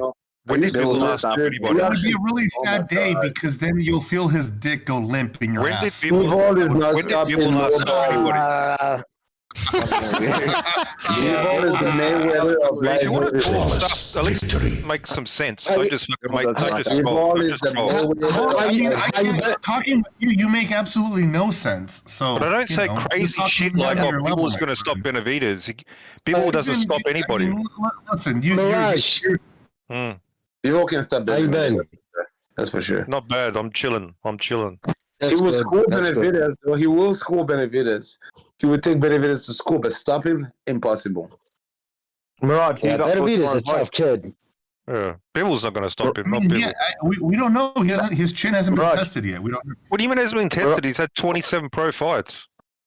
He's a tough, like, you hear stories about him where he grew up. Like, no, he's a tough kid. That kid's a fighter. He's been fighting since and I've never heard of him getting put out in the gym, and he's the type of kid, without a doubt, he'd be fighting for free. He's a fighter. He's just that. He's not. Remember, I said earlier, there's two type of guys: there's athletes who train to box, and then there's fighters. David Benavidez is a fighter. He loves to without box. a doubt. Not about the money. Yeah, he likes to fight. Brother was already change. He'll fuck Canelo for peanuts to get him in the ring, in my opinion. Money won't be the share of the cash won't be a problem. No, Mirage is saying is Benavidez was man taking the punch. It's a hold on. Yeah. Hold on. Mirage, who you got for tomorrow's fight? I got Lopez. I got Lopez actually. Everybody's getting carried away with Josh Taylor like he's on another level or something. No, I don't believe that. He had a good run. He had a good run, but he was squeaking by a lot of these fights. That's not that like shit. Yeah, we're gonna find out tomorrow. We're gonna find out. We're gonna find out tomorrow. And I think it's going to be an upset. I got like UD knockout or Lopez looked great against. Hey, and Lopez is looked- under his looked skin. You great see against Josh Taylor's triggered. This guy's going to come out reckless, in my opinion. Yeah, but Ramirez pissed off Taylor too, and That's perfect for Yeah, Taylor's not like every fight. Regis, Ramirez, he always act like that. Yeah, but Lopez has got power. No, listen, He likes somebody to come at him. Yeah, he'll be there for him. Taylor will be there for Lopez. There, I will say that. But that's important. That's very important. Yeah, but listen, Lopez has already shown that he can be emotional. That he did obviously against Cambosos. Yeah, but I don't think he's going to bring that to this fight. Josh Taylor's too good of a fighter for Lopez to get carried away. He like won't that. take He's not going to do that again. I think he'll rise to the occasion. I think he can rise, and he's hungry. He's pissed off, but he's also hungry, and he wants to prove everybody. So I think, watch out. He wants to prove that Cattle was a one-off. Sure. Josh Taylor wants to prove that Cattle was a one-off. He's not going to let his foot on the gas this time. Yeah, that was an awful performance, but it's a southpaw, tricky style. I'm not going to dismiss him for that one fight, but it's a question mark anyway. My thing is, who does Josh Taylor beat at 147? If he loses, who does he beat at 147? I don't know if he beats Bud or Spence, but I mean, he'd probably give Virgil Ortiz or Duran hell. If he wins convincingly, if he beats the shit out of Teofimo Lopez, he'd be competitive with the two top guys. But I'd probably put him over Duran or Virgil. Do you think he'll be back in the top 10 if he KOs Tia early? Yeah, dude, definitely. Oh fuck yeah, hell yeah. He has to. He has to be pound for pound, man. Come on, it's also bad that he got Josh the is belt. taking only hard fights. He's battle hardened, man. He's been taking hard fights only. So. But what I'm saying eventually that's going to cost him, isn't it? Like, he can't keep on taking these fights and winning tough fights. He's only got 19, 20 fights. It's not like fought like Charlo. He hasn't fought like Chavez or bloody. No, he's got more than that. No, he's 19 and 0. I'm talking about the quality of the fights he's taking. Okay. He's finding the best of the best. He was undisputed. Man, these motherfuckers don't fight much at all. 19 fights, is that it? Yeah, but he has fought everybody in the division. So he fought Ramirez Prograis or the other Russian Poland kid, whatever he did. He just fought the best of the best, and now he's taking Teofimo Lopez, and you know what I'm saying. It's all he's been doing, finding the best of the best. So I have to give him credit. He's got one of the best resumes in boxing for sure. Yep, he might have the best. Yeah, his 140 run was better. His 140 undisputed was better than Bud's, I'd say, for sure. Of course. It wasn't even comparable. Like, in Dongo, Bud's best win at 140, and he got blown out by Regis Prograis in 3 rounds or 2 rounds. Like, he Bud's fought O'Hara Davies. Oh, he beat Postol. He did beat O'Hara Davies and beat O'Hara Davies. At the time, he was the first person to knock out Vasquez as well. He was supposed to be the next best thing in England, but, just put him in his place. He became the black quitter.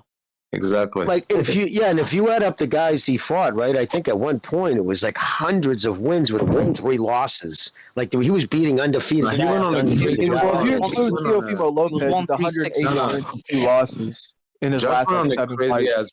Josh went on a crazy ass run, and that's why I'm thinking maybe he just did too much because most people take a. But we're gonna see how great he is. That'll like when Pacquiao, when he was like untouchable, like that 4-year span of like 2007, 2011 or whatever it was. People kept writing him off. Even some people had wrote him off. Against that fucking cheater that beat the shit out of Cotto with wrap gloves. I don't know why I can't think of his name, but he kept doing it over and over and over. Margarita. Like, oh shit! He could be one of those kind of fighters who has those kind of runs where it's legendary, really legendary. We'll see. You can't write him off. Yeah. I mean, look, guys, I'm going to shoot off now. It's 1:30 in the morning. I'll catch you guys next time. And Jimmy, I'll hit you on Twitter, man. Yeah. Now, did you send me a DM? Did you DM me? Yeah. Okay, DM. Okay, all right, brother. Hey, have a good night. Yeah. Hey, Mirage, are you still there? Yeah, what's up? Jimmy's like, don't DM me. I'm American, motherfucker. No, I just want. Excuse me. I just wanted to say fucking props to you, dude, because I went back and listened. I wanted to see what the response was to the Loma Haney fight, and I heard what you said after the fight, and I just gotta say props. Anybody who's honest like that, because going into the fight, you were picking Haney, and you said at the end of the fight, I heard what you broke it down and what you said, and I just thought it was honest. And I always give people respect. Everybody has to be. Jimmy, he said what do you mean? He says Haney won the fight. Yeah. No one said anyone. I didn't say anyone. He might have changed it at the end of the fight on that night. He was okay. Then he changed his tune. No, he changed. Now he's saying Haney won 8-4. All right. Yeah, that okay. is He's out of his mind. I mean, do not trust me. That night he did. I'm still taking the credit. I'm still taking the credit. No, you're not taking shit. Take the credit back. Give it back, man. But Mirage, all right, Mirage, didn't you say at the end of the fucking, when you were on the ring that night, when the fight was over, you did say, yeah, no, Lomachenko got robbed. I thought Lomachenko, he lost, but like a lot of people, sat back, rewatched it alone, and I changed my mind. But when I was watching he said he had a few drinks. He said he had a few drinks. So there you have it. I watched it live. I watched it live at 7-5 Loma. I rewatched it. I've watched it 4 times. The second time at 8-4 Loma. Guys, we're not gonna go. Listen, I'm gonna end the show. It's been more than 2 hours, 2 hours and 30 minutes. So I think it's enough for today. But guys, thanks for joining the show. Guys, there's gonna be a post-fight show. But it's gonna be like just phone calls, I think. Mr. BDA is gonna host it, and then on Sunday we're gonna have the panel show. So just letting you guys know, all right? Anyways, thanks for joining. Take care. Thank you. In the chat, thank you for being on the show. I would just wanna remind you guys to subscribe to the BDA Gaming channel. I think we're gonna be playing tonight. We're gonna be playing multiplayer. Soothsayer is gonna be there and other people. And don't forget to subscribe to the Second Renaissance. And that's pretty much it. 2 post-fight shows. One right after the fight, where Mr. BDA will take phone calls. And then on Sunday, we're going to have another show. Also with phone calls, but with the panel. All right. See ya.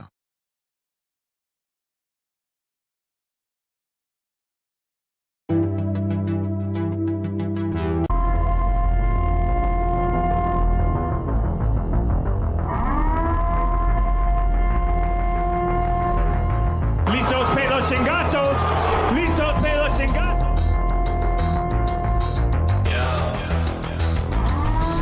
I'm going to bring the whole fucking diseased, corrupt temple down on your head.